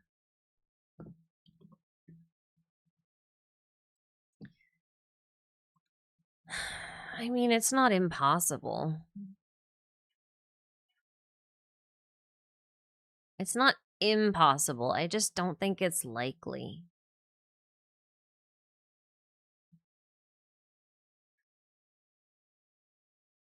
I just don't think it's likely. He feels too much like a Fae to me. But I can't back that up with anything. I can't back that up with anything. But like, if he's full of all this red, it does make you wonder if he's like gonna be pyro or something. Otherwise, like, I don't know. It's hard to look at. It's hard to look at Nouvelette being all blue from head to toe and then be like, okay, yeah, this guy is gonna be red and black from head to toe, and that's gonna be Cryo. Like, to me, that's a little difficult. But maybe. It's not impossible. I just think he's a Fae.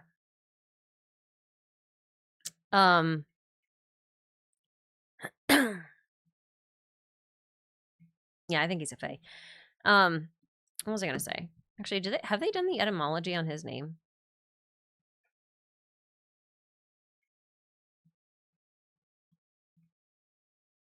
Oh. Okay. Can mean ornament or rest. I think that makes sense. Sleepy, sleepy. Cryo slows things down. Preservation, all that kind of stuff. Makes sense to me.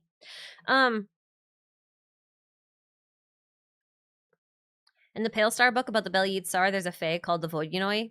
Yeah, there's that too. There's that too.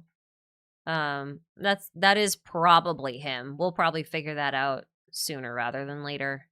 And by figure out, I mean, like, they'll probably give us some sort of canonical reference to it. Anyway, there are less common Fey types that we don't know about. That's true. There are more Fey types than the 6 common ones and the 7 that we know about. So, I do think that's plausible. What if he's a cryo dragon, like the red cryo we found in Dragonspine? No, that was Durin. That was Durin, and that red was his heart and his blood. So that was Pyro anyway. But even if it wasn't Pyro, you also have to remember that Elenus has the exact same bright red gemstone-like heart. So I don't think that has anything to do with ice necessarily, especially because like those red ice, the thing that you're calling red ice, are called blood clots. I think they're called crimson agates. Yeah. The type of crystal formed from the combination of concentrated life force with an energy unique to Dragonspine makes for an ideal nutrient for growing the frost-bearing tree. It's also said elsewhere that the blood of Durin fed the frost-bearing tree, and that's why it turned red. So, these are also warm. They're not cold, which makes them most certainly not ice. So I really don't think he's the cryo dragon. He could be a dragon. I just don't think he's the cryo dragon. I wouldn't be upset if he was, though. That'd be fun. Could be fun, but I don't think he is. What was I gonna say though? Because I was talking about something else. Someone pointed out that in Dragonspine there's a mural with the same symbols Michia is carrying. Could he be an angel? I don't think so. But I've already talked about Mitya, so I'm not gonna... Mitya? I don't know if that's what I'm saying. I think his full name is supposed to be Dimitri. But I don't think he is. Ronku, thank you for this super. I require an Ashikai fan book on the lore of Tevat, please and thanks. Oh, good lord. No. I'm not gonna do that. For one, I would get in so much trouble with Hoyoverse unless I did this in partner with Hoyo. I won't say that's not off the table, but like at that point, I feel like that should just be like a collaborative project by all the wiki editors. I really do. I don't think that's something I should necessarily be involved with. I'll be involved with promoting it, sure. I could do that, but I don't think I should be the one helping to write it. Oh, I was talking about the Dragon Sovereigns as a whole. Right. Okay. Thank you. Yeah. Okay. So, last theory, and then I'm going to go. Because the server should be opening up soon. Okay, so my sort of prediction here is that there is a correlative relationship between the Nosis and the divine thrones that the dragons have. Because the divine thrones that all of the authority of Tevat comes from, each belonged to one of the 7 dragons. And then those divine thrones were given to each of the 7 archons. And along with those thrones, each archon was given a corresponding Nosis. Now, I was thinking about this the other day, and it occurred to me that they never really tell us why the archons needed to keep the Nosis. Each one of them needed to keep the Nosis. And it occurred to me that there is a very straightforward reason. See, the Nosis are the remains of the 3rd descender. That makes them basically a reliquary, which I misspelled on accident. Sorry. Kind of like these. Now, reliquaries are like remembrance items, right? They're supposed to carry pieces of a holy person, oftentimes. I've compared them to like Sariras. A Sarira basically is like when you burn a monk, like you cremate them. I shouldn't say burn, that makes it sound like they did something bad. When you cremate a monk, a holy man, sometimes you get these little like gemstones or pearls that are in their ashes or remains, and those are called Sarira. They're like these holy relics that are said to contain the wisdom and power of the person they came from. Okay. So, my thought is that each Gnosis contains a type of remain similar to this of the third descender. Now, the question remains, why would you need to give the remains of a descender to 7 different people who already have elemental authority over the region via their divine thrones? And it occurred to me that it's because it is likely the case that only a descender has the ability to, like, actually, how do I put this? Usurp the authority of a dragon sovereign. So think of it this way. The first descender made the Nosis in order to suppress the resentments of the old world, which is the dragon sovereigns, and or just Nibelung. It's hard to say which it is, but that was their purpose. And the way that you would suppress the power of the sovereigns is to literally deny them access to their thrones, right? So Farina gave back the divine throne basically by destroying it, because by getting rid of it, Nouvelet was then able to rebuild one for himself. He couldn't do that so long as one already existed. So she had to get rid of it. And then she gave him the Nosis. But notice that the Nosis is completely useless to the dragon sovereign. And the question would be, why? Well, because the throne belongs to the sovereign. A sovereign sits in a throne. A king sits in a throne. That's what they do. So if a descender has the ability to sit in a throne properly and take control of that throne, then a Nosis is essentially a proxy. You see what I mean? Like, you would set the Nosis on a divine throne in order to sort of like Indiana Jones that shit, you know? Where you do the quick swap. Hold on, I'll show you. Hold on. It's I'll show you exactly what I mean. This is the Emperor, my bad.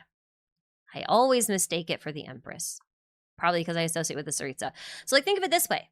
This is not the Cryonosis, by the way, but, like, symbolically think of it this way. You have a cryo throne, and the person who has to sit on a throne in order to use that throne's authority is the king or queen, but I'm going to use it like as if it's a gender-neutral term, okay? King sits on the throne. If you don't have a king on the throne because the Archons are not descenders, they're not dragons, they don't have that kind of ability to sit on that throne, then you need something to do that in that place. And I think that's what the Gnosis is supposed to be. And that's kind of, when you look at it from that perspective, it would then make sense why the Tsaritsa would want to collect them. Not necessarily because she has to do anything with them, but just by the fact that she's taken them from the people who basically embody or are like directly connected to their thrones, which we know is the case because in Focalor's case, she had to destroy her divinity in order to destroy her throne, which means that their divinities are like locked or anchored on the thrones. Then by taking off the person who's sitting on that throne, they free up that throne. There's no one like suppressing that authority anymore. You see what I mean? Didn't Xbalanque usurp Xuequatl's authority without a Gnosis, though? No. No. That's not what happened. There's a difference between defeating a dragon in battle and suppressing their authority. Xbalanque did defeat the already weakened and corrupted Xuequatl in battle, and then he made a deal with Renova before he ascended to the divine throne. And that's when he would have received the Gnosis. Right? Any thoughts on the Geo and Cryo Gnosis still holding their glow and maybe a connection between Geo and Cryo? I think Geo and Cryo are both related to the act of preservation in general. I think both of them are kind of like stalwarts here.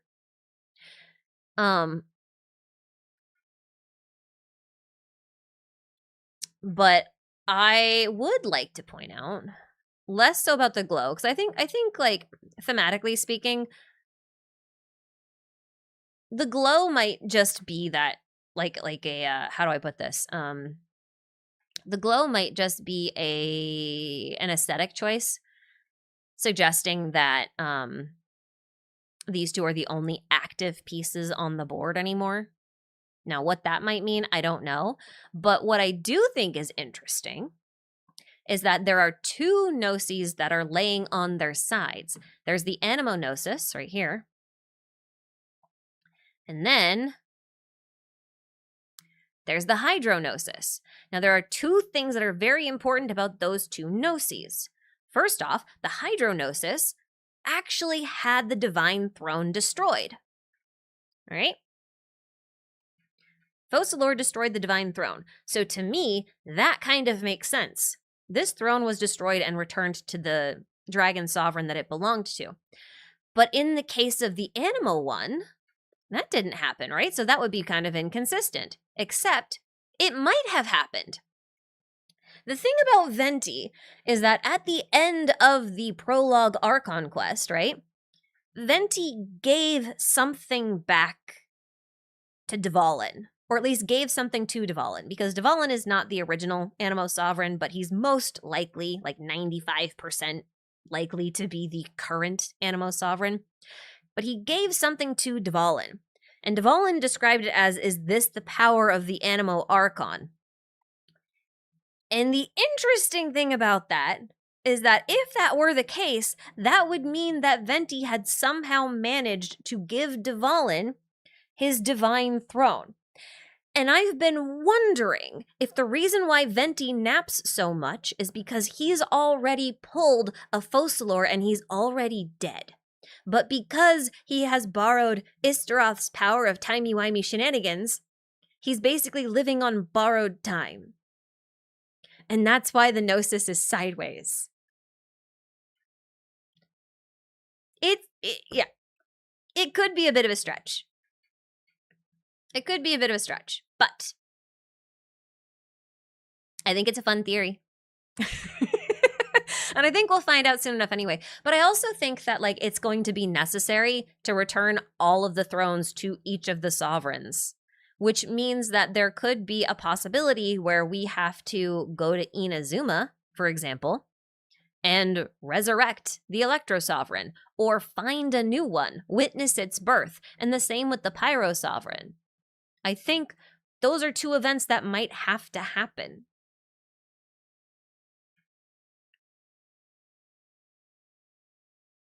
Anyway, whether or not it's probable, I don't know. Is it plausible? Yes. Probable? I don't know. Question mark. We'll find out soon enough. Good luck with Ajdaha. Maybe he'll die and leave someone else in his place. We've got our little buddy. Our little Natlan buddy, he's a Saurian. I know he's kind of phlogiston-based, but like, Wouldn't you love to see your little Geo buddy become the next Ajdaha? Would you not? Would you not? Would you not?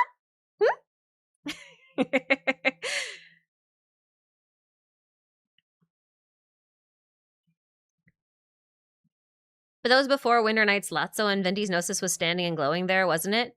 Yeah, it was. But it was also an active piece on the board. And I feel like we're kind of missing... How do I put this?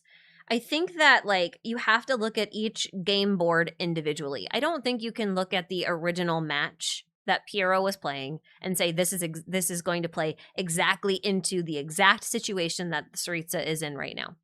Because all it says to me that Venti's Nosis was glowing back in the original Winter Night Lazzo trailer is that he was an active game piece on the board. That's it.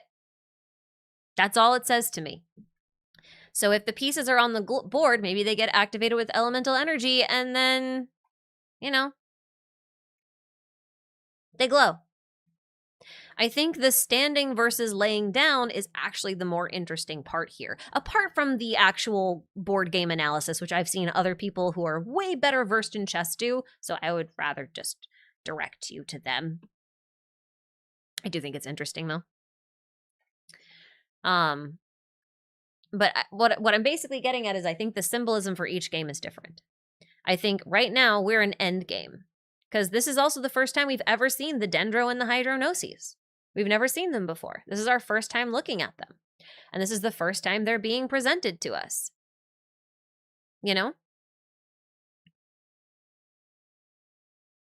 So I don't think we should hold this board and the Nosis and symbolism on them to the same standards as the other one. Anyway, it's just a thought. It's just a thought. One thing I will point out about the Nosis, though, I've pitched the idea for a long time that the Nosis are actually not all individual pieces on the chessboard, that they are all actually supposed to represent kings. I still stand by that for two reasons. One, so far the pattern is completely consistent in that all of the Nosis are wearing the crowns of the cultures that are represented by their nation. Like, this is very much a French-esque crown. Very much. And you can even argue that this is a Sumerian crown as well. So while they do also have some similarities to bishops or rooks and anything else, like, you'll never be able to resolve the fact that we are still one short. Unless there is somehow a mythical 8th Gnosis somewhere. But even with that in mind, I do think, like, looking at the board, you can argue that these pieces are acting as specific pieces on the board, and that's totally fine. But I do think that after seeing them all together, I am more confident that they are all supposed to be kings in their own way.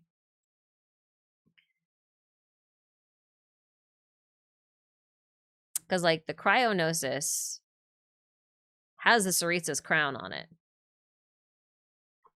Right? Like, you can see it. Like, that is the crown of royalty here. They're all crowns of royalty. I mean, look. I don't know. I don't know.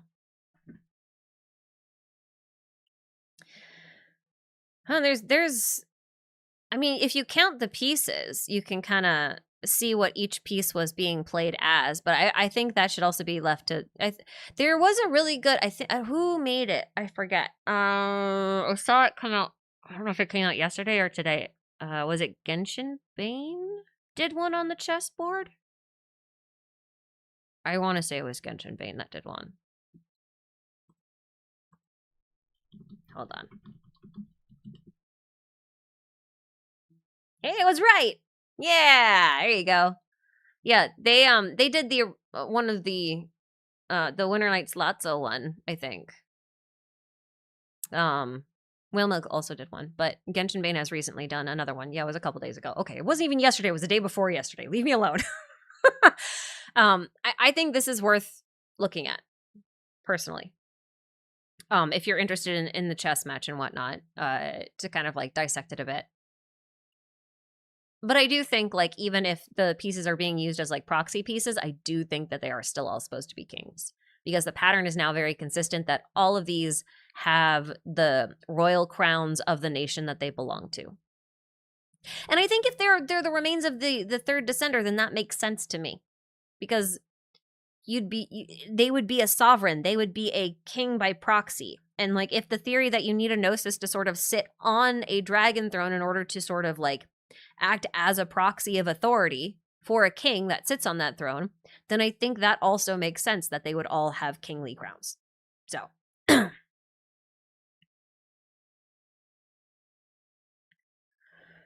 Solaris Prime, thank you for the super. What if Voyager has been jumping bodies? And is the sun? I mean, it's possible. I think, I mean, how do I put this? If they were a spirit and they never ended up leaving Teyvat for whatever reason, then they would end up in Teyvat's, like, reincarnation cycle. So they would be somewhere. But at that point, they could be anyone, which is a bit of a scary thought. But ultimately, I think that it is also possible that if Voyager never left Teyvat, after the War of Funerary Flame. If they did die, which we don't really know that 100% for sure. We know that their memory was wiped, but we don't know if their like vessel was killed or whatever. But their memory was wiped at the very least. So like even there is a possibility that if they were killed and ejected out of Tevat, that their soul would have like rocketed all the way back to their body on the opposite side of the universe somewhere. Does it say their body died? Okay. I couldn't remember. See, this is what I mean. There's so much lore, especially right now, coming at us in such a crazy speed that even I have a hard time keeping up. And the Celestial Gift artifact set, well, that makes sense. I haven't remembered all of it yet.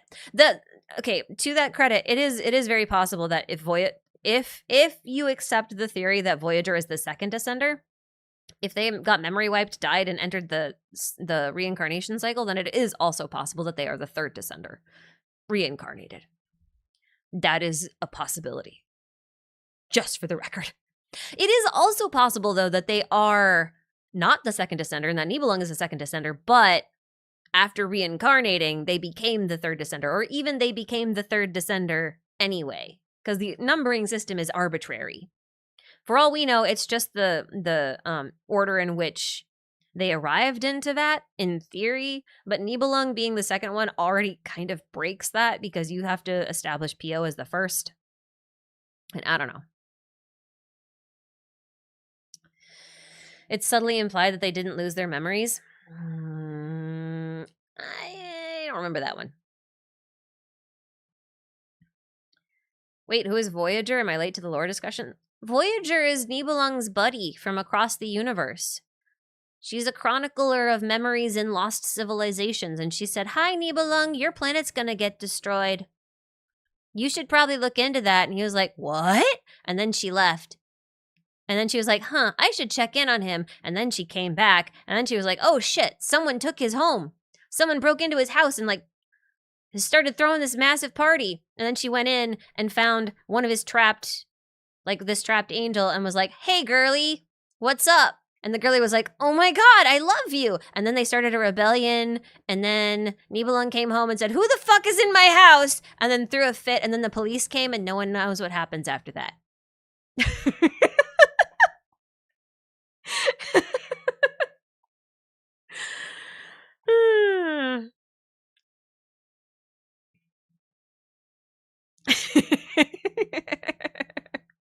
I'm sorry.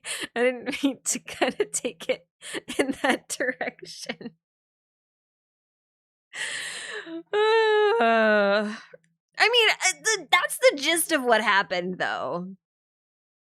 Anyway, if you want to know more about Voyager lore, you should 100% look at the, hold on, I'll point them out for you, because there's a very small set of artifacts and books and weapons and stuff that I think people should read to understand the lore, and it's like less than 10 things. Celestial Gift is one of them, and then the other one for artifacts is Finale of the Deep Galleries. I think if you read those two, you're like 50% of the way towards understanding Tevat's ancient history. If you can read those two and put them together. There's obviously like some other weapons and stuff that have some important information in them, but like if you want to know like the basics of what happened, those are the two to read.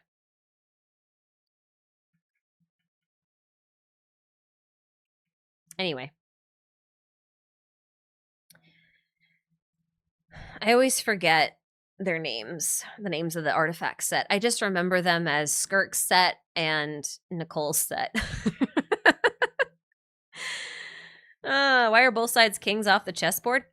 Isn't that interesting? And that's why I said we shouldn't really look too deeply into what each piece represents, apart from like what the board is actually set up as, because like it is a bit weird. Because it also means that they're probably playing by different rules if they've both already captured each other's kings, or if one king has already been captured. Is the black king still there? I think he's still on the board. Hold on, I'll let it play again. I forgot exactly where this shot is. But like, even if one king is off the board, the game's over. Right? Black king, white king. Yeah. I don't know, man. Honest to God, I am not the person to ask about chess though, because I know jack shit about chess. Apart from like winning conditions and how each piece moves. I know jack shit about everything else when it comes to chess. So.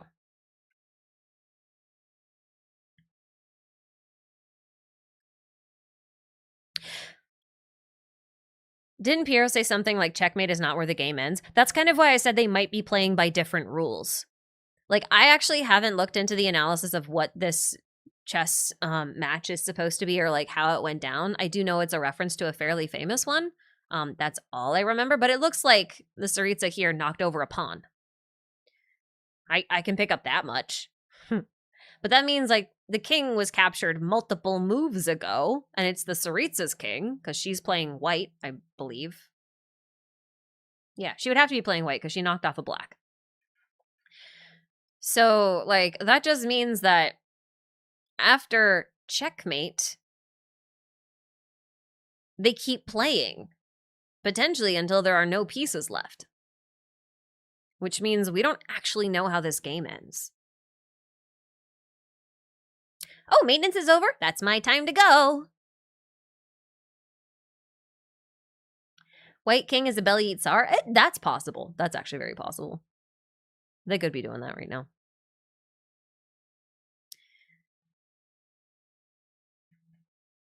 If Zhongli is black, I think Zhongli is white.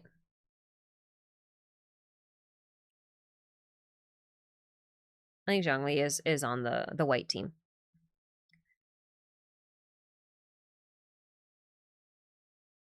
Yeah. There's one more Turner theory. No, I'm done. I'm out. I'm tapped out. I do have more things to talk about, technically, but like we got lots of time to talk about lots of things. And that we're gonna have the whole moon to talk about. So like we'll do that. But I think we have completed the goal of chilling during maintenance. What if he's mixed? You know what I mean. He's a white chess piece. Moon's haunted. Moon is haunted. Did you see that Kuhenki? Good lord, that's a ghost. It's a ghost and a half. It'd terrify me. Wake up in the middle of the night and the single-celled, floaty, goopy, bunny-looking things looking down at you? Oh, it'd scare the crap out of anybody. Well, okay, even if the servers aren't up, this is around the time when servers start to get up. So in order to let everyone kind of go and do that, I'm gonna go. So I just want to thank everybody for coming out and hanging out with me. I hope you guys had fun. I hope we did enough crack theorizing. Sorry for all the people who had to wait for their supers. But I think if you're a regular here, you know how it goes. I get to them eventually. I do. I always do. I just not always on time. So thanks so much.